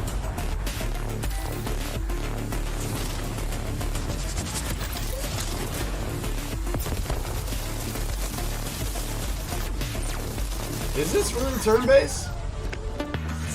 Yeah, it's like you get one turn to do things, and then you get another turn to review it. That's I would have to watch it, actual gameplay mode, and understand the mechanics because I'm getting confused. I am too. But of course, that's time looping for you. At all. Well, I think even if it was like a whole like, hey, let's watch this, how this animation pans out. Like this is their not, movements. Yeah, it's a little too like controlled. It's interesting. It's interesting, Next yeah, but I spring, think get Malachi's ready thinking to of the old experience turn-based system memorable where it's like you moments take your and move and another person non-stop takes your action move. from No, all I'm thinking of Star Valkyrie Wars films and Lego Star Wars: The Skywalker Saga. The entire series has been reimagined with new, fun-filled Lego humor, and now we've got your first look at the gameplay trailer. I'm not gonna buy it straight out the door, but I find Lego series kind of funny and cute to play a lot of times. I know it's not your cup of tea, Malachi, but sometimes I find them funny. I want to learn the ways of the Force and become a Jedi like my father.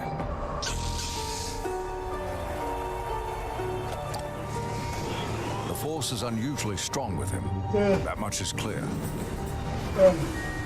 Twisted by the dark side, young Skywalker has become.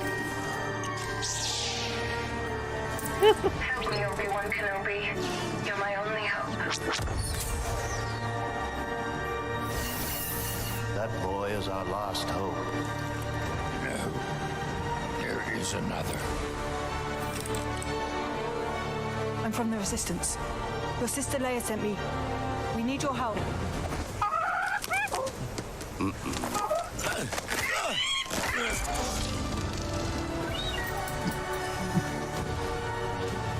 The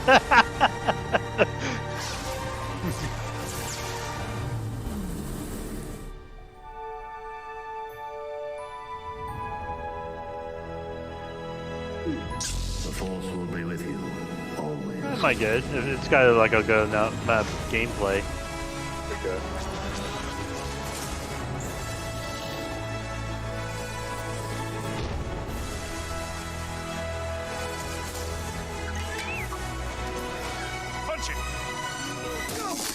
They might make better games than the EA Star Wars. Yep. Punch it!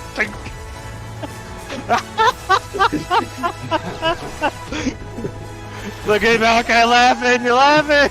Battlefront 2, huh? They do have some funny stuff in there. They have some funny stuff in there, but it's still not enough to be like, me. I just don't get why Legos. Jedi. Would you want connects? Huh?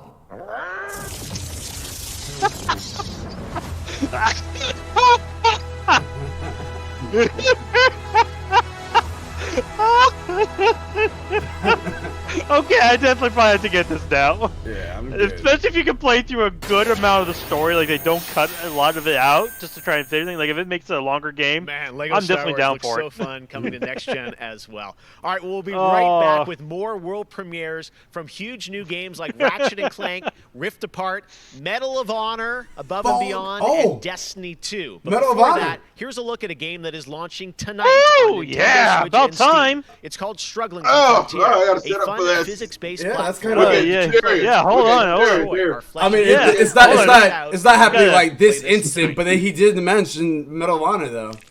Yeah, I know, but how long has it been since we had one? A very long time. I want to say PS2. I don't even think it was even Yeah. up for PS3. No, that It was on 360. It was 360. Let me. Are you looking it up right now? I can look it up. I was about to go and pull it up just now, but yeah, that's the last one I remember playing was on PS2. I don't remember a PS3. No, that was a 360 one.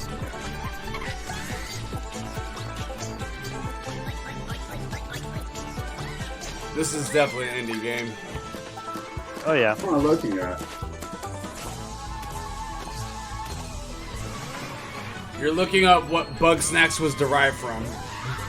Looks like 2012. So 8 years ago.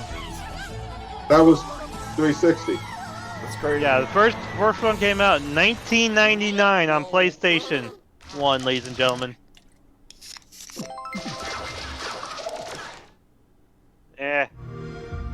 Nah. You need Rays. You need Rays, not Red Bull.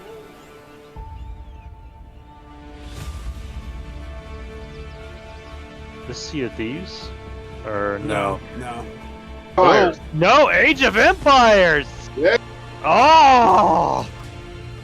Let's do it! Oh man, oh that was my game in college. That got me through all of college. Ooh, Enhanced Aztec audio.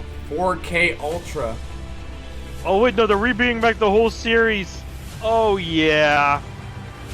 Revamped textures and everything? Oh, oh, 9ball, if you ever get the game and want to play with someone, let me know, man. Let me know. Oh, they've added new stuff for the ink. Oh, look at that. Those are...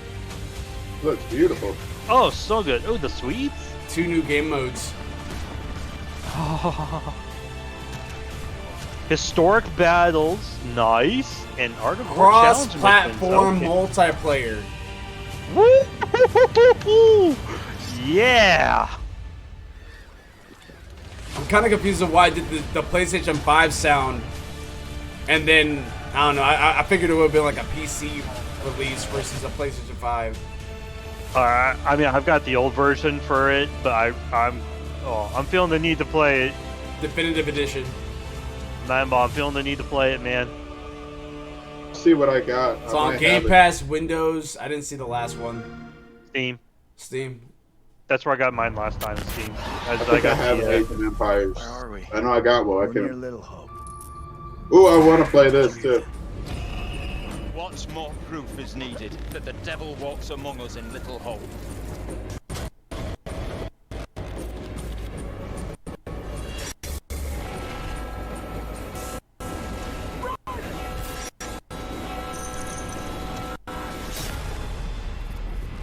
Little Hope.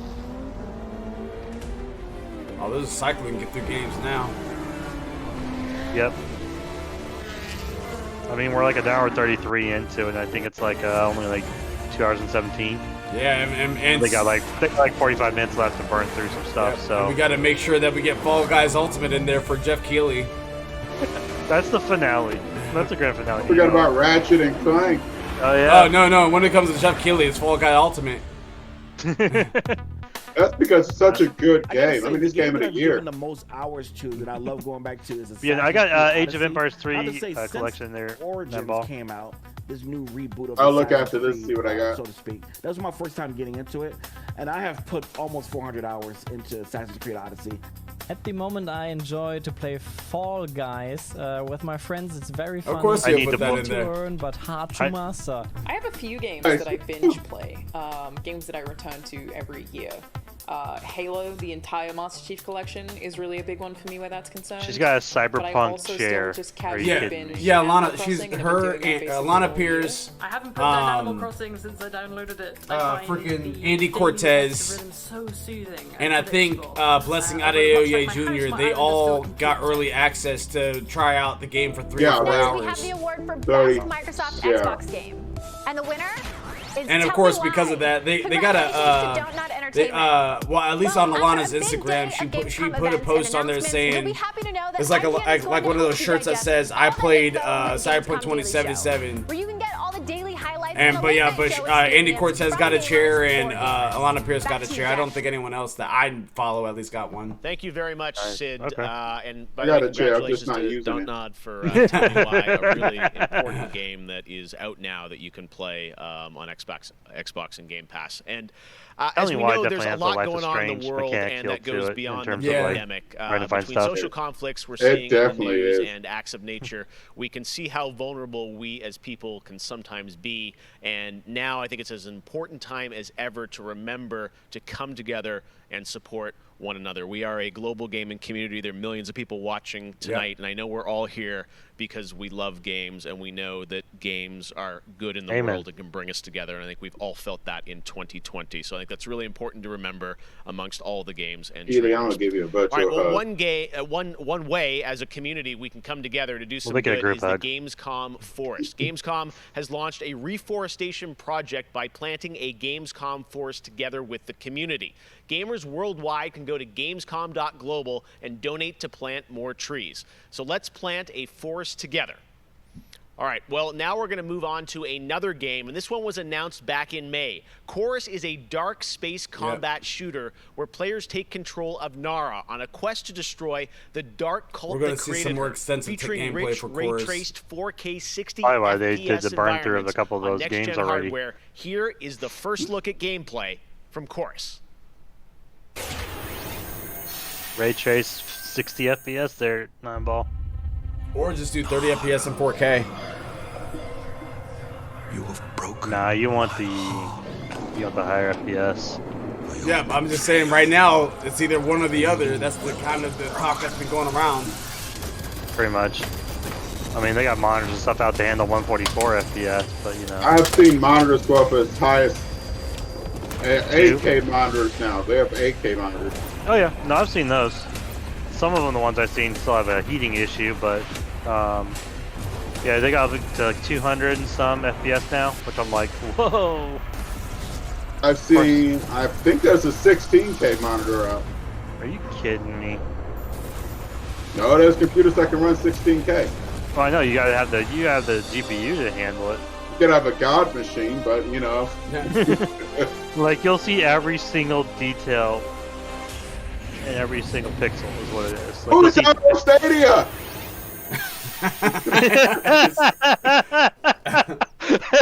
Quick, someone call Gravity. Tell him he's got a game coming. Look at the background. Look at the background, guys. Oh my god. It absolutely is Fall Guys from Mediatonic in London and Devolver.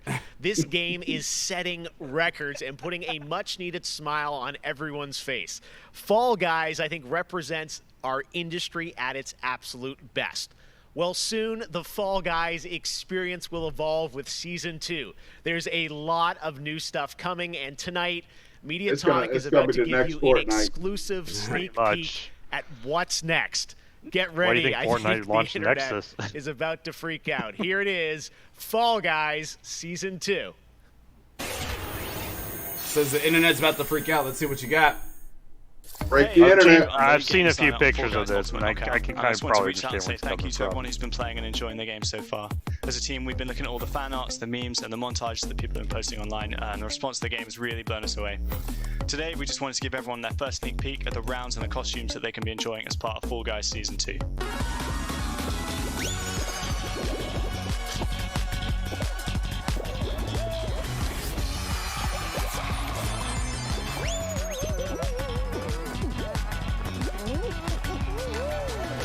In Season 2, you'll be dressing your Fall Guy as a medieval hero and competing across brand new rounds inspired by epic quests from the Middle Ages.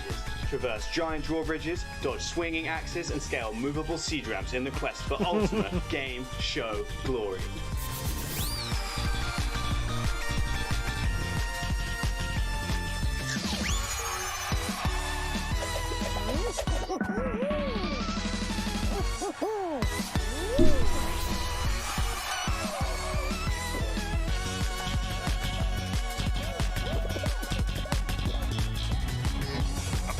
She got some puzzle elements now. Yeah. Okay. That actually might make it a lot more fun and interesting. We hope you've enjoyed the sneak peek of Fall Guys Season 2. We're still adding the finishing touches to development, but if you want to stay up to date, then @FallGuysGame on Twitter is where you want to be. We'll see you on the start line. Where you want to go, kids? To @FallGuysGame. Yep, there you go. You heard it here, ladies and gentlemen. Or you guys could just go to ALWT Gaming and just watch me complain. And he's afraid to close his fist. What's this? I am not.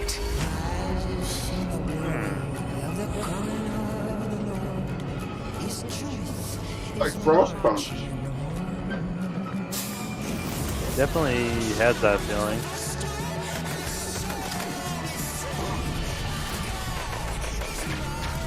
Oh, it's like XCOM. Yeah, it's got that XCOM feel. More brains and cunning than both her brothers. For at least the combat.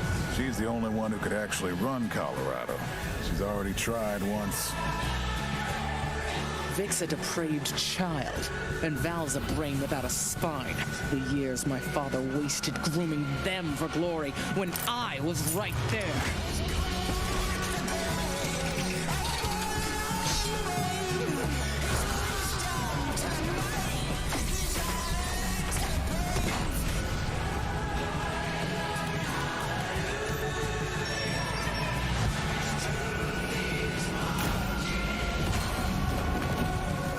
Back to Arizona, Rangers, and I'll pretend none of this happened. Stay, and you die alone.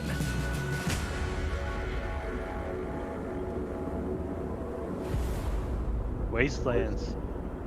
I haven't played that series, but I'm kind of interested in it now. I really haven't found any Seems new appreciation for That gaming was this nice. time, because my That one didn't do appreciation anything for for me. gaming before couldn't be higher. Com certeza, jogos multiplayer preenchem completamente a conexão social que eu preciso ter com outras pessoas nesses tempos de isolamento. E é o mais próximo que a gente pode ter de experiências reais com pessoas que estão longe da gente. You get to travel all over the world in games, which is something I've always taken for granted. At the moment I'm playing Ghost of Tsushima, and you know, I kind of prefer it to the real Japan just because I've heard that in real life they don't let you run around with katanas. I appreciate games a lot more than films, music, or whatever, and it's just fine for me to have the time to play with friends or even with my family, to have a lot of fun. I've been mostly at home with small children, and gaming is the only thing that I get to do for myself anymore. I find it's not only an escape, it's also a way to challenge my brain. Gaming is becoming clearly more important for a lot of people.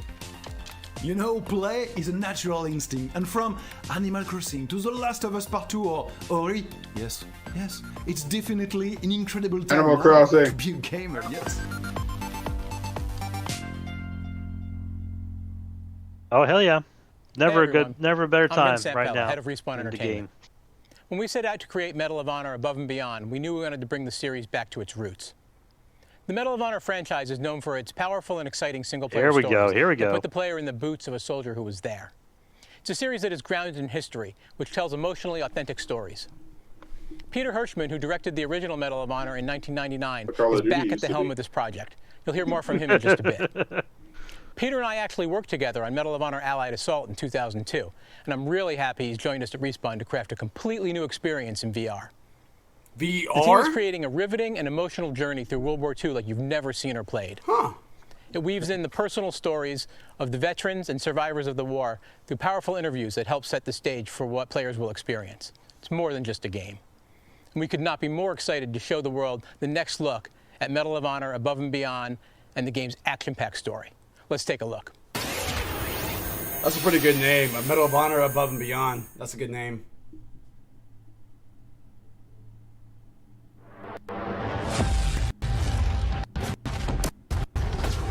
I know this is the first time some of you will see combat. I know you're scared. Let me be clear with all of you. Oh my goodness. Remember that. I'm Ooh, scared Thompson's. too. Yeah. Yeah. Little flashback. Wow. Paratroopers. Yeah. Welcome to France. That was the old school. I Yeah. lead the local resistance cell. But it wasn't just like a simple drop in, like you saw some action in the air. Gestapo headquarters, and we don't know what it is. We're gonna have to improvise here.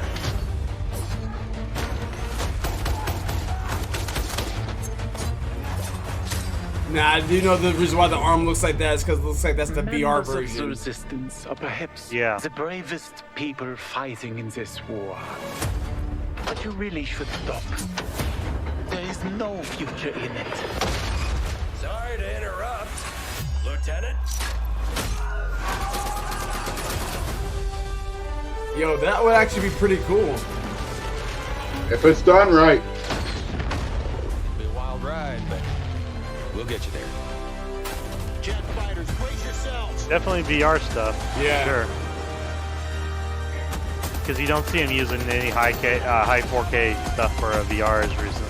You won't be able to right now. Like I said. Yeah. But yeah, no, that's VR. Yeah, you can tell by the arm being broken.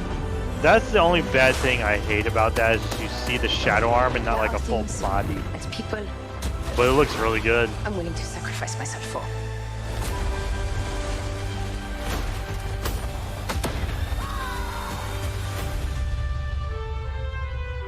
Somehow this motley crew has been tasked with saving civilization.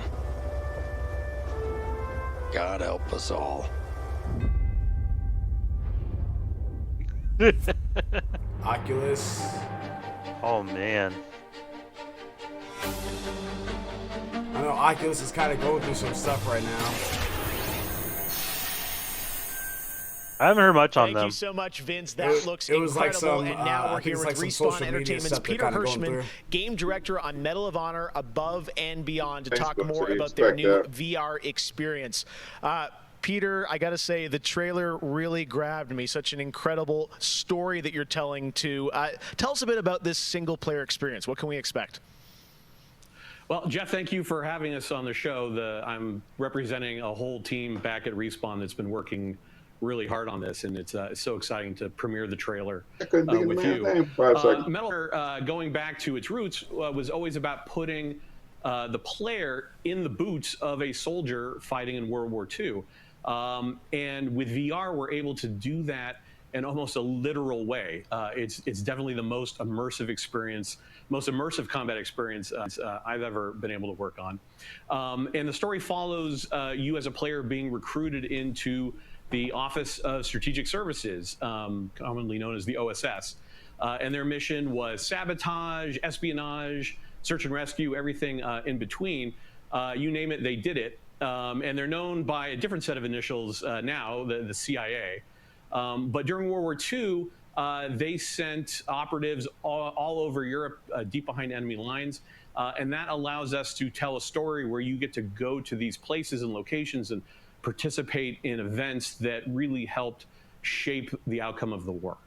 One of the things I love about the trailer is you can tell there's a lot of interactivity in the environment, emergent gameplay. You got the piano and other things in there. Tell us a bit about how you're using that to tell the story. It seems like it's all kind of through a first-person perspective, but there are some story sequences. How do you tell the story? Oh, well, we shot over 120 pages of narrative, which is more than some feature films. We had a huge international cast of phenomenal actors. And it was fantastic. And the story follows a classic three-act structure. Act one is working with the French resistance, getting ready for the invasion. Act two is D-Day itself and the fight to get to Berlin. And then the third act is dealing with the Nazi secret weapon program, which involved things like the 262 jet and the V2 rocket and things that could have really turned the tide of the war if we hadn't stopped them. So you get to go on this journey, this story. And the story is shot all from your perspective. Because it's VR, your head is the camera. So it looks like it's only in VR. We don't have edits. Everything. Yeah. No, I mean, they showed that when they showed Oculus only. So you experience the story I saw two things. completely in first person as Oculus is one. I if think you are PSVR there. was the other, So possibly. it creates a much more Or is it intimate Facebook Connect and, now? Oculus VR is owned by Facebook now, I do believe. It was an Yeah, I know. incredible way I saw they're trying to shoot. rename it One of our Facebook animators Connect or stood in something. for It's like the player throughout the 3 weeks that we were on stage. And all the actors are always reacting and talking to you directly. And in VR, it's such a powerful thing. It's all about building that emotional connection, and it just makes the experience all the more authentic. Well, you and Vince, I know this series is really close to your heart, and I'm like, wow, there's so much there to experience. It looks really rich and detailed, obviously authentic as well. Thank you. Paying tribute to everyone that was involved in the war. I wanted to ask you also about multiplayer, which is something that Respawn is really known for, and you've had a great single player experience, but I hear you might also be doing MP too? Oh, well, yeah. I mean, the thing about VR is that, I've spent we've known each other a long time. So much of your career trying to map natural human movements to a controller, and just figuring out things like making it feel good, and one of the hardest ones is leaning. And in VR, you know how you duck? You just duck. And how you lean in VR, you just lean. And so the ability to lean around a corner, just kind of peek around the corner and see where the bad guy is just, it heightens the tension so much. It makes it feel all the more real. And when you put that into a multiplayer experience, it just raises it to a whole nother level. So we are shipping, in addition to the campaign, we are shipping a full suite of VR modes, including a few that you can only do in VR. And we're really excited about people playing those, after it comes out. Might be actually on definitely a consoles and stuff full-blown without VR VR. experience. I gotta say, I'm really excited to put the headset on and try this, and it's coming out later this year, right? Well, I think what he's referring to, holiday, so, I think what he's referring to is that there's a seatbelts. certain game modes you just can't put on any type of. We're so excited to bring it to players. Non-VR game, Like you mentioned, it's a passion project for Vince and I and everyone at Respawn. So I think this game in particular is strictly it's a just wonderful VR. full circle. But I think it would be really cool experience for a lot of us that started our careers working on those original sets, going back first one and feel more realistic. Hopefully it'll work. ALWT Assault, and now to be able to bring Above and Beyond to a whole new generation is one of the most exciting things we've been involved with. Awesome. Thank you so much, Peter. Opening Night Live will be right back. And in the meantime, here's a look at a new game that is launching tonight.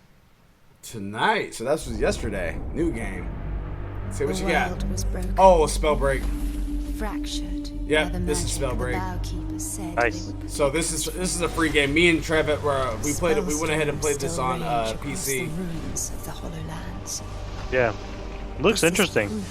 Yeah, it's fun. I wanted to jump on the console and try it out there versus the PC just to see the difference.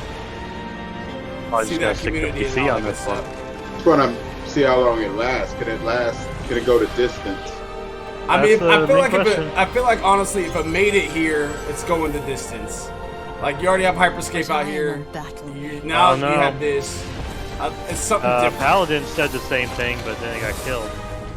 Well, that's because again, Paladins is by high res, which if it doesn't stick like that, they pull it. I fight to break free. What was it, Paragon that Epic made? Yeah, Paragon. Yep, same thing. Paragon, and then Fortnite happened. Goodbye, Paragon. But actually, I just watched the Death of the Game. They talked about the death of Fortnite saved the world. Oh yeah, that made me sad.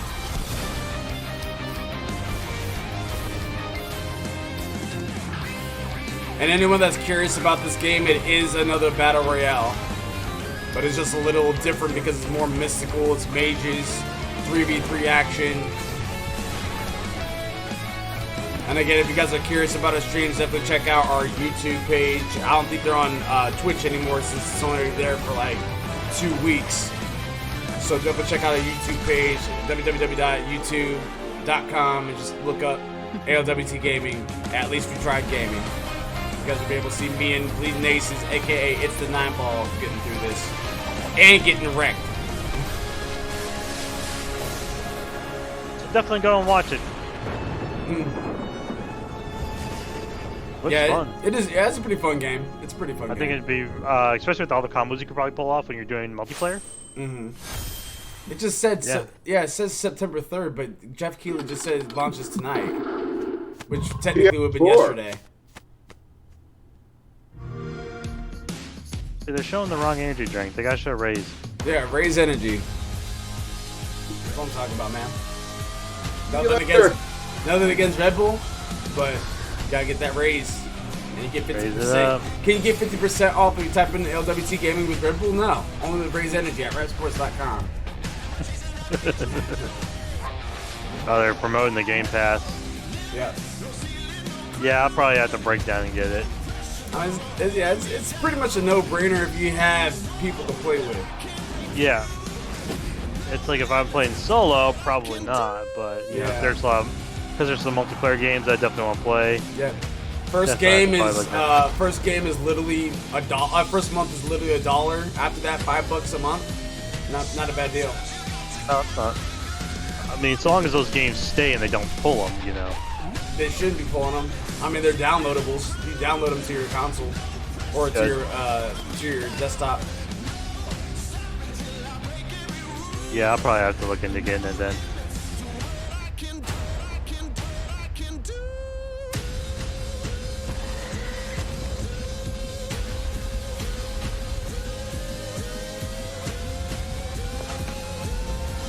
I definitely want to play that. What, Hellblade? Yeah.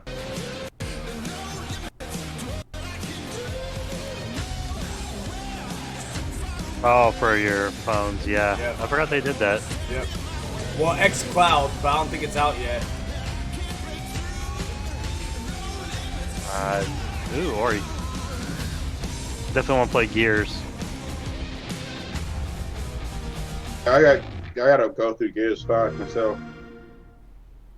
I mean, yeah, we can play that. So many great games in Xbox Game Pass, and many of tonight's games are in it it's as co-op, well. that's right. Every year at Four-player Gamescom, we co-op like at to that. highlight some incredible games made in Germany. Yeah. And tonight, we have a special announcement It's been like that about ever one of since the Gears most 1. legendary German games of all time, created I've by only been able to play Factor 5. two-player, but I can Enjoy. only play with an extra person to play with. Ooh, Factor 5. What we got? 最初タリカンの音楽を聴いた時に曲が素晴らしいだけじゃなくてアミガのサウンドそのものも素晴らしいと思いましたね。日本じゃ本当に聴いたことがなかった音楽でした。 Factor 5 was so far ahead of the curve, and each of their games pushed game technology as far as possible. I'd say they're one of the greatest indie developers of all time. サウンドはすごいわ、グラフィックは綺麗だわ、ゲームプレイも滑らかで満足いくものだわで、本当にすごかった。今回タリカンのコレクションが出るってことをとても嬉しく思っているし、これはまた当時みたいにみんなに見せて歩きたいなと思っています。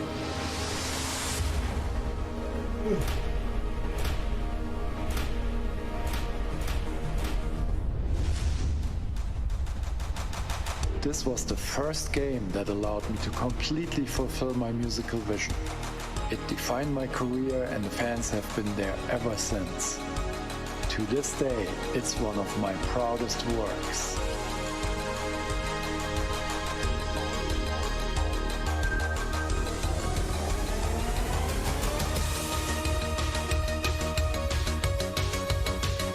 And I'll say this, I did not play this game back in the day. I didn't even hear of it. That game at all. In Doesn't ring a June, bell for Bungie me, but revealed a that's- new Destiny. era of Destiny 2 that starts on November 10th Destiny with 2. Beyond Light.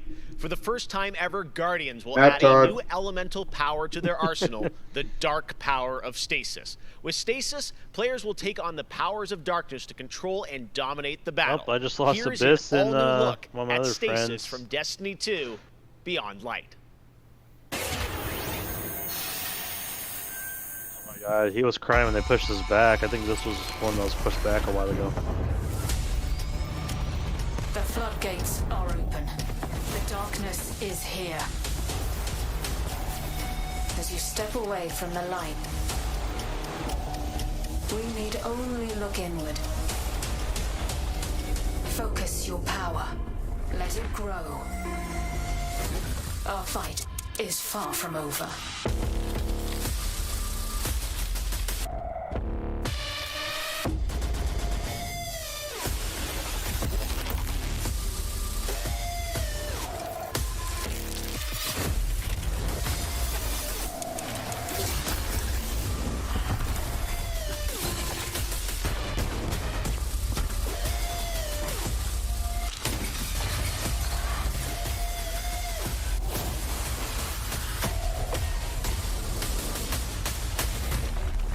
them come. This is their fate. One after another.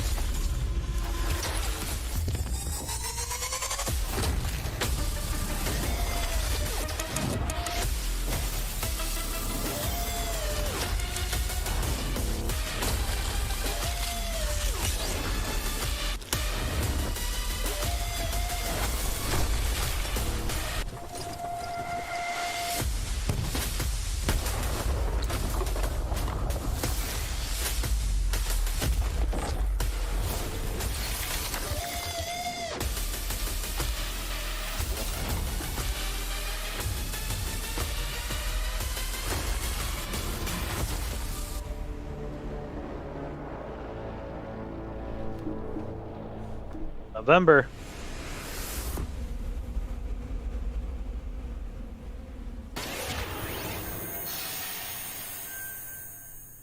I have one more award to give out tonight, and that is Also Best one of my Selling buddies I normally PlayStation play Game. with. So, without Best further selling ado, PlayStation the winner game? is Cyberpunk 2077. Congratulations. Of course, there are even more awards than the ones I wonder how that happened. So check out the I don't Gamescom know. Awards. Well, I mean, user voting, again, I where you can think vote they're for your just going off the favorite games that's streamer, not even out Gamescom's yet. These most are like wanted, people's and voting Best of in, I Gamescom. guess, or something. The winners will be It's revealed the best at game Gamescom ever, and it Best hasn't Show, even along launched with yet. cool Exactly. esports and more. Well, So that's what I'm tune saying. in This on girl in Sunday, particular, August she 30th at all of 8 her p.m. announcements, Central all her European awards Time. were the This games is that aren't the even grand out. finale of this year's Gamescom. Watchdog where we give gamers Legions, the stage. what's That's Squadron, it for me Star Wars today, but before I Squadron, turn it back Cyberpunk to Jeff, I just want to 2077. say that I hope everyone They out all there got is safe awards and and they're not healthy. even out yet. We're all in this together, so take care. Cyberpunk's Back to you, gonna be Jeff. good though before it even launches. Yeah, most Thank you very much. Yeah, well, it's gonna be Stephen. good It's when great it to have you launches, on but the it's show gonna, but again it this looks year. great right now. All right. Well, a lot of people have been wondering, what will the next generation of gaming feel like? How will it be different? What is that generational difference? Well, back in June, we saw the announcement of Ratchet & Clank Rift Apart from Insomniac There we Games, go. a title which uses the power of PlayStation 5, the SSD hard drive, and the DualSense controller to create an experience that Insomniac says is only possible on brand new hardware. Well, now it's time for you to decide if you see the difference. Here's an extended, uninterrupted demo of live PlayStation 5 gameplay of Ratchet & Clank Rift Apart. Enjoy. All right, let's see what you got.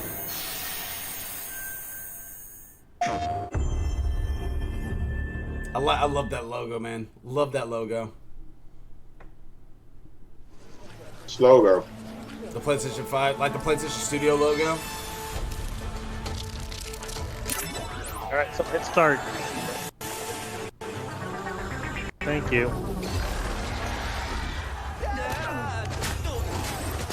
Oh, it just goes right into the game. No!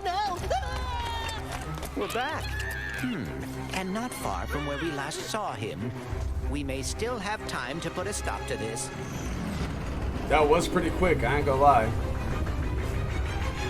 Hey, I think I found the bomb back. Oh Everything's- dear.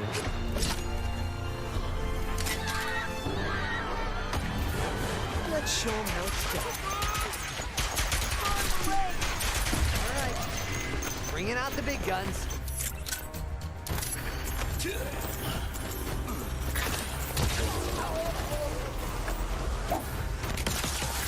I get all those nuts. Feels good that he's back in action. I wonder how much this is going to cut down on game play, like game time. Like, you know what I mean? Because you have, I mean, loading screens for most games will probably be non-existent. The train's pulling away. if anything, you'll probably, so you think about it, right now you could run maybe about like, you know, up to a minute for load time pending, or less. So you'd be able to get that back, but it may shorten it a bit just because you got more seamless transitions and everything, but they might be able to use it to make more, you know? Put down the Dimensionator, Nefarious. Put down the Dimensionator. Yeah, right. Today I will finally be free of the both of you. Soon, everything you see will be mine. Say goodbye.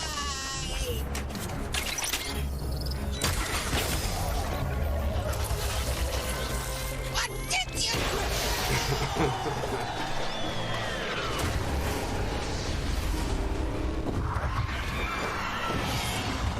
Oh, that's how the rift's happened. Whoa, that's ridiculous.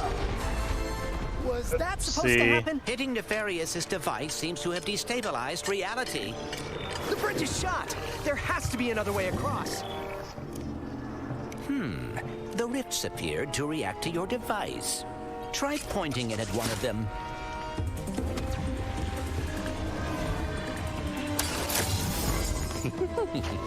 That was rather exciting. Yeah, this is the demo that they showed at the PS5 event. Parts of it, yeah. Yeah, I mean, they're showing off parts that they didn't show before. Yeah, they're showing it more, so they probably added more to it. Yeah.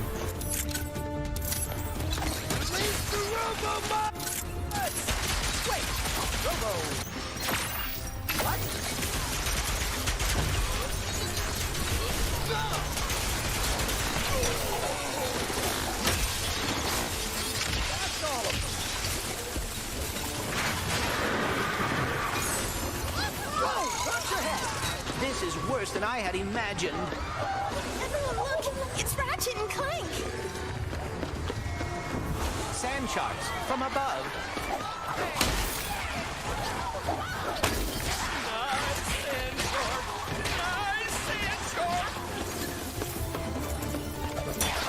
My heroes!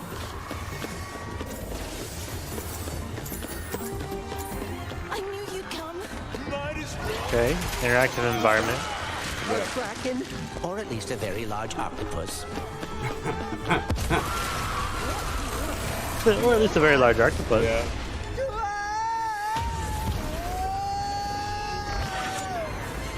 I will never get used to that. Hey, at least we're on the same planet this time. Nefarious is on the other side of that building.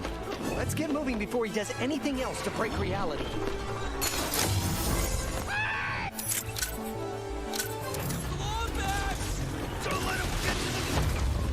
Did Dr. Nefarious really resurface after all these? Just to try and take over the universe again? Yeah, I kind of wish he was doing a worse job. He must have more planned than he is telling us. That's what I'm afraid of.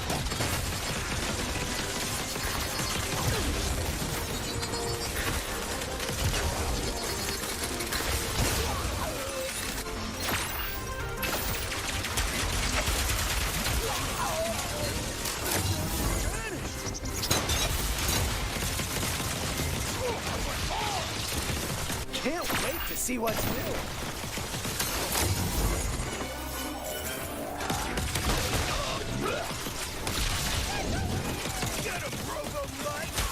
More butts?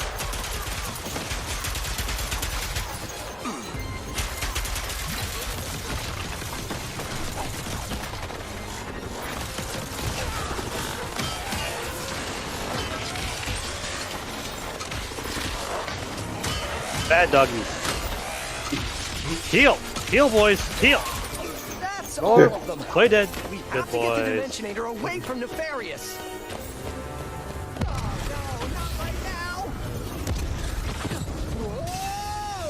The dimensions are weakening considerably.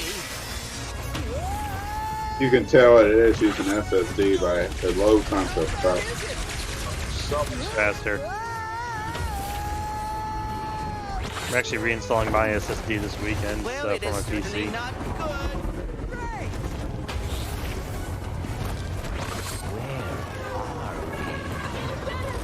Beats me.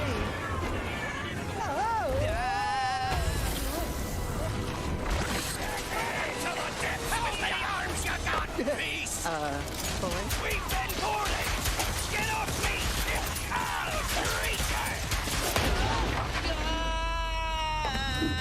Clank!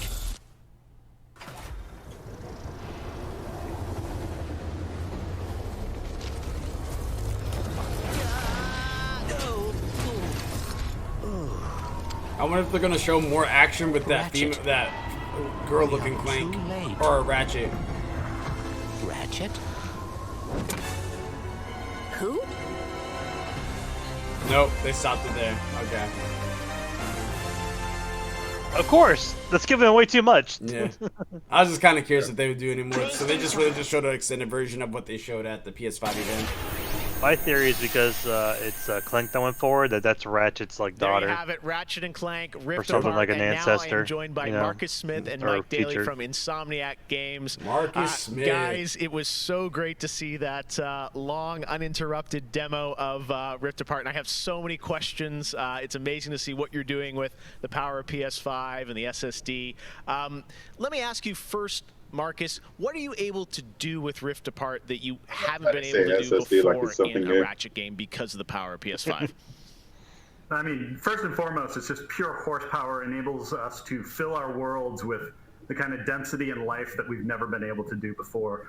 More importantly, perhaps, though, is the dimensional shifting that we have going on, which uses a lot of vinyl behind him. That allows us to fling the player from planet to planet to planet, lightning fast, like in way faster than anything we've ever been able to do before.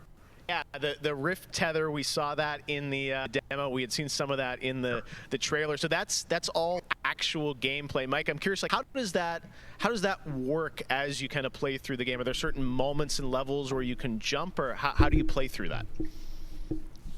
Yeah, so in the game, there is dimensional damage spread throughout the galaxy that Ratchet and Clank have to find a way to fix. And you can find these weak points in space-time that you can pull to you with your Rift tether. It's like being able to lasso a portal. And that enables you to basically like warp across the world to find new places to discover or gain a tactical advantage in combat. See on the side over there by him? Wow, yeah, I got to say, like when you see that and you imagine the jumping from multiple worlds at instantaneously almost, and it sounds like there's no load screens throughout the entire game. That's right. We're going seamless. That's right. Wow. Yeah. Wow, all right. So confident, both of you say it. I like it. Now, let me ask you about DualSense. That's something that is a big part of PS5. I've had a chance to hands-on with the controller, with the adaptive triggers and the haptics. How are you using that to sort of impact the gameplay of Rift Apart? So at the heart of every Ratchet and Clank game is a powerful arsenal of weapons that just exude a ton of personality. And the DualSense is sort of like, it feels like it was made for Ratchet and Clank just because the haptics give us a whole new layer for the weapons to express themselves. So for example, your burst pistol, of course it gives you like a satisfying click or kick with every bullet. But when you throw the shatter bomb, you can actually feel the energy pulsing off the grenade fade away as it gets further apart from you. Basically, the haptics are expressive enough that every weapon feels different and you can tell what you're holding. But of course, the adaptive trigger like takes that to a functional level where, in addition to the trigger pull feeling unique, we can actually use that as a super intuitive way to add alternate functions to the weapons. So, for example, in the demo, we've got the Enforcer, which is a double-barreled shotgun. You can pull the trigger part of the way down until you hit resistance to fire a single barrel. And then whenever you feel like it's the right time, pull it the rest of the way for a double shot. So you might be swarmed by a bunch of little enemies. You only want to waste one shot on them. And then so wait a minute for even more to swarm in before trigger pressure is going to be playing a big role on the DualSense controller. Right away. So there's a nice intuitive way of basically raising the skill ceiling and giving you more ways to play better. Wow, no, I'm excited to see how you guys are going to roll that out across what I'm sure are an insane, group of weapons as always. Plot-wise, Marcus, tell us a bit about this game. I think some fans have wondered, does this tie into the movie plot line, the game plot line? Like, how it would tell us in the Ratchet verse where this sits. Yeah. Well, canonically, this is an extension of Ratchet and Clank Into the Nexus, the 2013 game. But it's a standalone adventure, so it's one that even if you've never played a Ratchet and Clank game, you can get into it, and you'll understand it, and you'll enjoy it. For hardcore fans, we have a lot of nods. You're gonna see a lot of returning characters and planets, and see them all through a whole new light of multiple dimensionality. Yeah, no, this Rift tether thing I think looks really exciting. And how often, is that something we saw in the demo? Is that something you're going to see frequently in the game? Are there special moments? I guess I'm curious how often you use that technique for gameplay. So the Rift tether has created these anomalies all throughout the galaxy. You'll encounter those pretty often. There's even a few more types of dimensional damage you'll encounter that we haven't shown yet. Okay. Now, being pulled between worlds, that's localized to chasing after Dr. Nefarious in the demo. And that's sort of reserved for special moments when you really have to, when the dimensional damage really tears wide open. Well, I gotta say, it looks incredible. And then at the end, we got another tease of this female Lombax. I know you guys have confirmed she is playable in parts of the game. I think everyone wants to know, though, do we have a name for her? I mean, the world is more interesting with mysteries, and we're going to have to keep this one a little longer. Okay. Do we get a number of letters in her name? Or yeah, anything? I didn't think you could get it out of them. Yeah. Too many smart people on the internet. They'll figure it out right away. She's not named Abby, though, right? All right, we'll have to wait and see what you guys have in store. He's for like, us. I don't know. I gotta say, I mean, it looks incredible. The Ratchet games are always so much fun, and as you said, when you think of the power of SSD and the DualSense all coming together, it looks really exciting. Before we go, though, I think everyone around the world wants to know when we're gonna get to play this game. Anything you can share with us on where you're at in development right now? Mike. Mike? Mike. So Ratchet & Clank is coming out in the PS5 launch window. So we haven't announced a specific release date yet, so stay tuned for that. What kind of window? Is it big window? So no, I'm just kidding. All right, that's all launch we're gonna get, window sure. for PS5. Are you Rift kidding Apart me? coming in the launch window So, for PlayStation 5. no one I gotta knows. say, Insomniac, we're so excited what you guys are doing across PlayStation, and the game looks incredible. So thank you so much for all you've done, and we look forward to seeing more of Rift Apart soon. Thanks, Jeff. Take care. All right, Marcus and Mike from Insomniac, thanks for showing us that first look at Ratchet & Clank or PlayStation 5. And that's going to do it for Opening Night Live. Thank you so much for watching from around the world, and make sure to stay tuned all weekend for more live Gamescom coverage at gamescom.global. As for us, we'll see you later this year for the Game Awards 2020. Our team is hard at work to build a very special live show for you coming in December. We'll see you then. Good night. Next one is December. Night, Jeff. All right. Go play some Fallout, guys. Yeah. Go ahead and play your Fallout guys there, Jeff. All right. So, guys, yeah, whatever. Yeah. So there you have it. We just watched. I mean, of course, many gamers and streamers have probably watched it yesterday at some point, whether it was live or later on inside the evening. We just got through our first reaction to it. And gentlemen, how do you guys feel? What do you guys think about it? Was there anything that pointed out that you guys were excited about? Yeah, I need Dragon Age 4 to come out now. You ain't lying. You are not lying, man. So I'm glad to see that they're definitely working on Dragon Age 4. I gotta dig more in because I heard some rumors that they were working on the next Mass Effect as well. So we'll have to see how this goes. They may be putting all power towards Dragon Age 4, and then after that we'll probably hear something on Mass Effect later. They definitely had some really good games in there. Definitely Medal of Honor is a good one. Yeah. Can't wait to play that. That's a hatchback. Even though it is for the VR, you know, for the VR system, the Oculus, or I heard about the issues with the Facebook and all, so I don't know what the heck's going on there with them either. If they're going to rename it or not rename it, you know, we'll find out eventually.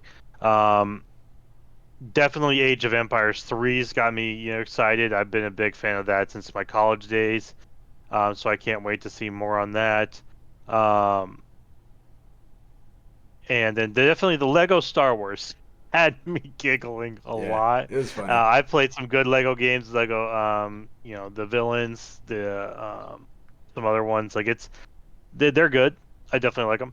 So if they make this like a large space game, like to where you can play through almost each single universe of it, going up through the whole saga, to where it's not like just small snippets and all. It's like actually like full blown games individually.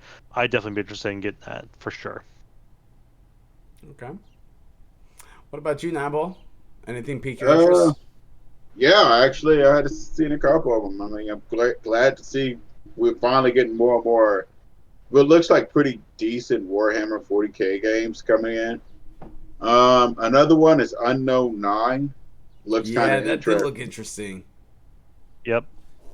and it might be something I might want to check into. Of course, Godfall and everybody's favorite game, Fallout, guys. I'm just kidding. Oh, it's fun. It's fun. Ratchet and Clank. I've never played a Ratchet and Clank, so. And Dragon Age. Yes. I'm glad to see they got Casey Hudson on it. Yep. Yeah, no, we definitely gotta get you playing the first ones, bro. You gotta get through them. Yeah. I got all three. I just gotta play them. Yes, you do. Okay. Yeah, well, we know what you're doing tonight. Yeah. There's quite a few games that we gotta get you on. We gotta get you on all the Dragon Ages. We gotta get you on Final Fantasy 15 and Final Fantasy 7 Remake. And I think I still haven't even played 15. Yeah. I've got it. I just haven't played I played it. a little bit of it. It's just I didn't get into it for some reason. I think it's downloaded. That's it. Yeah, honestly, 15 is one of those games where you either love it or hate it. I loved it, but I just did not like the story. It's just I didn't have it. I've been playing other games so much that really have been kind of neglecting my real ones. Yeah, of all the Final Fantasies, that's probably one of the ones that gets the most flack is 15. And that's just one of those ones. I would say 13 and X2. Well, 13 entered the scene. X2 is the first time people were just like, okay, so Square Enix can make a bad game. That's when people started realizing that a little bit. I don't think that 10-2 was bad. It was okay for me. I didn't say it was like horrible for me, but I don't really like the characters were. Yeah, man. It's just what it is. Sorry, not sorry, because again, you guys had plenty of time to play Final Fantasy X. But the way that 10-2 is really designed for those that did not like the way that 10 ended. Because the way that 10 ended, you want the two pivotal characters to be together, and that doesn't really happen in the way that 10 ended. I'm not again. So I'd be okay with it. Yeah, and then 10-2's kind of like giving that hope back to those characters that you guys love so much. So I know that really wasn't a spoiler, but it was a spoiler enough that you're just like, okay, as you start playing the game, you can piece them together and know exactly what characters I'm talking about.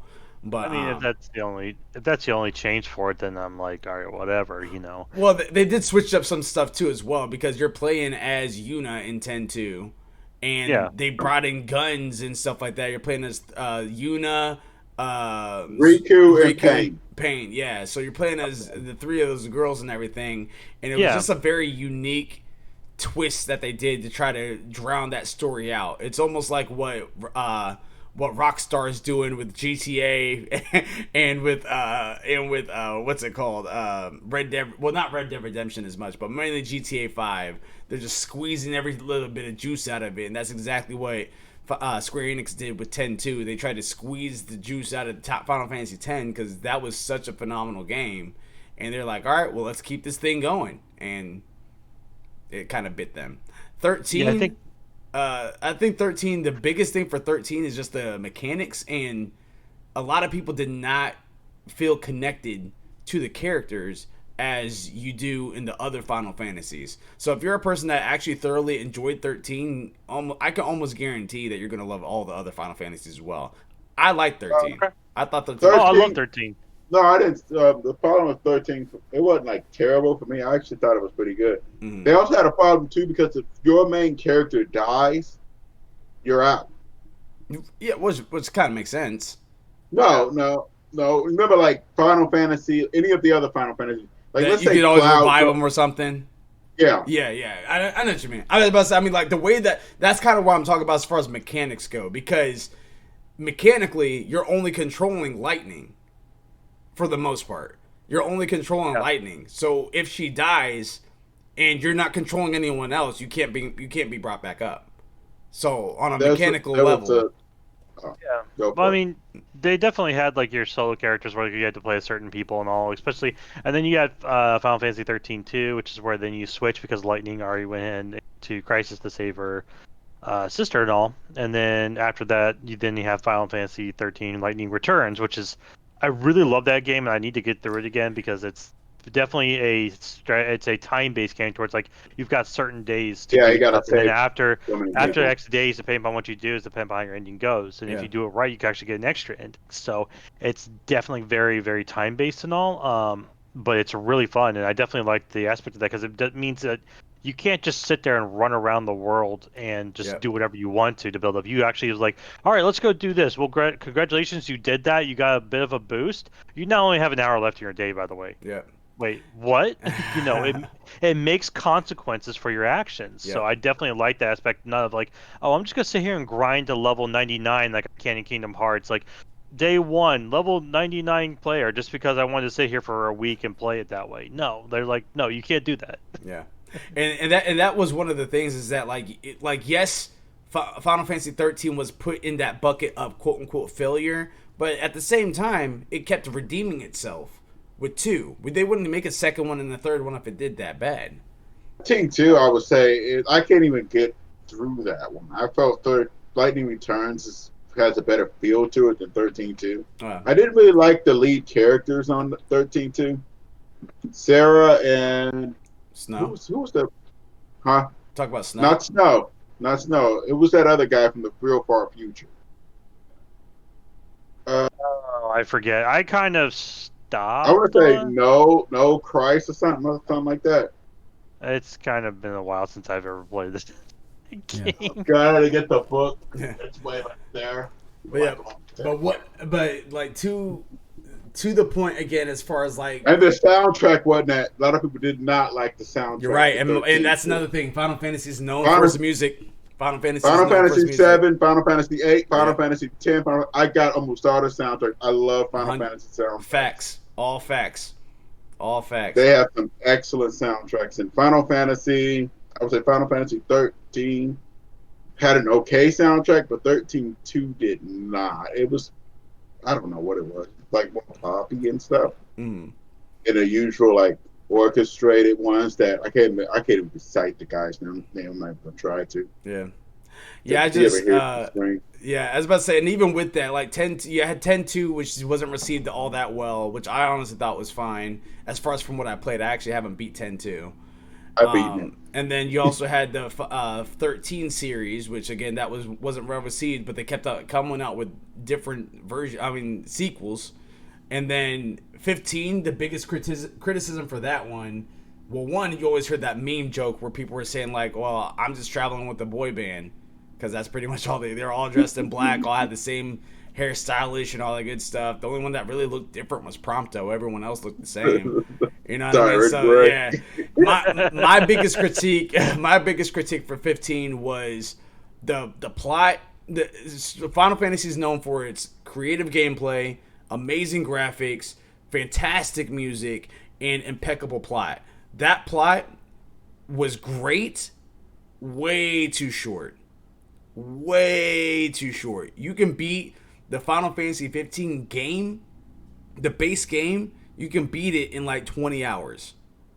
Really? Yeah, you can beat the base game in 20 hours. The whole game, all side missions and quests and dungeons, all that stuff, that is 89 plus hours.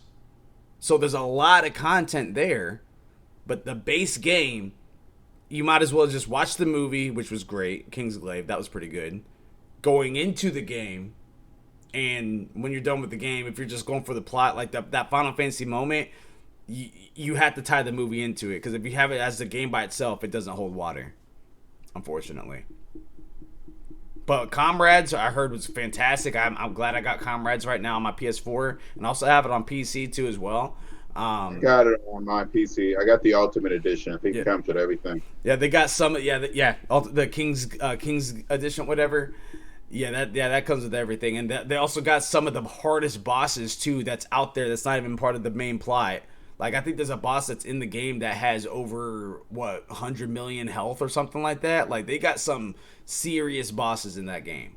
So, but anyway, back to ONL. Sorry to derail you guys a little bit. I think some of the games that I'm excited for was that Unknown 9. That looked very unique to me. Godfall already, and I do like that they introduced another character, and they didn't spend too much time on it to where it felt drowned out too, so that was good. because I still want to have some mystery when I play that game and fight and stuff like that. What else? There really wasn't a whole lot that really was just like, oh my god. So I saw what Jeff Keighley was talking about before, where he's like not trying to get our hopes up, but at the same time he's like, this is something you want to miss. Yeah, I do. I kind of wish I saw other stuff of Ratchet and Clank if they're going to do an extensive demo, because most of that I felt what I felt going through the PS5 event. You know what I mean? So I think I got my fulfillment of Ratchet and Clank there. And it does help that it's a standalone adventure, so you don't have to play the other ones in order to get this one. So for newer players like you two, if you guys wanted to jump into Ratchet and Clank, you guys can. So definitely. Yeah, beautiful stuff there. All right, well, we are going on, what is this, 2.5 or a little over 2.5 hours. We're definitely going to have a little bit more content to talk about on All Things Gaming this coming Monday, 6 p.m. Eastern Standard Time. So make sure you guys are tuning in to Twitch. And that, again, that's www.twitch.tv/ALWT Gaming. Check us out. Give us love. Give us a like. Give us a follow. The whole nine. Tonight, there's a chance I might be streaming a little bit of League of Legends on PC with a buddy of mine, Muizi. And maybe even a little bit It's the 9-Ball if he's up to it. We'll have to see. Tomorrow is a free stream, so be on the lookout for that. You guys are also going to be seeing some stuff of Costume Quest. You have leagues, right, Mildewy? Yeah. Snap, man. Wow. I'm so sorry. Yes. Chopped liver over here. Would love to have Chopped you. liver. Would love to have you. Left on in the stream. jungle's what happened. Left in the jungle. I'm waiting for a gank, and I'm just like, I'm over in left lane. They're all over in right. Like, no, like, what happened did you get is the memo? What Did happened? You get the memo? What happened is I didn't put any wards up, so I didn't see that you're coming. Yeah. In from You don't need wards to see me. Well, in this scenario, I needed some wards, so my bad. Yes, the three of us may be jumping on some leagues a little bit later on, so be on the lookout for that for Twitch. Tomorrow's gonna be a free stream, so make sure you guys go check out some Ghost of Tsushima streams, some Smite streams, maybe even some Hyperscape, and then down below you're also gonna see a little bit of Costume Quest. Maybe not tomorrow, but it's gonna be coming here soon, so be on the lookout for that. And yeah, that's pretty much it. So, and let's see. We are going to be doing a special on Labor Day, which is a Monday. That's not going to be the whole cast, just a few.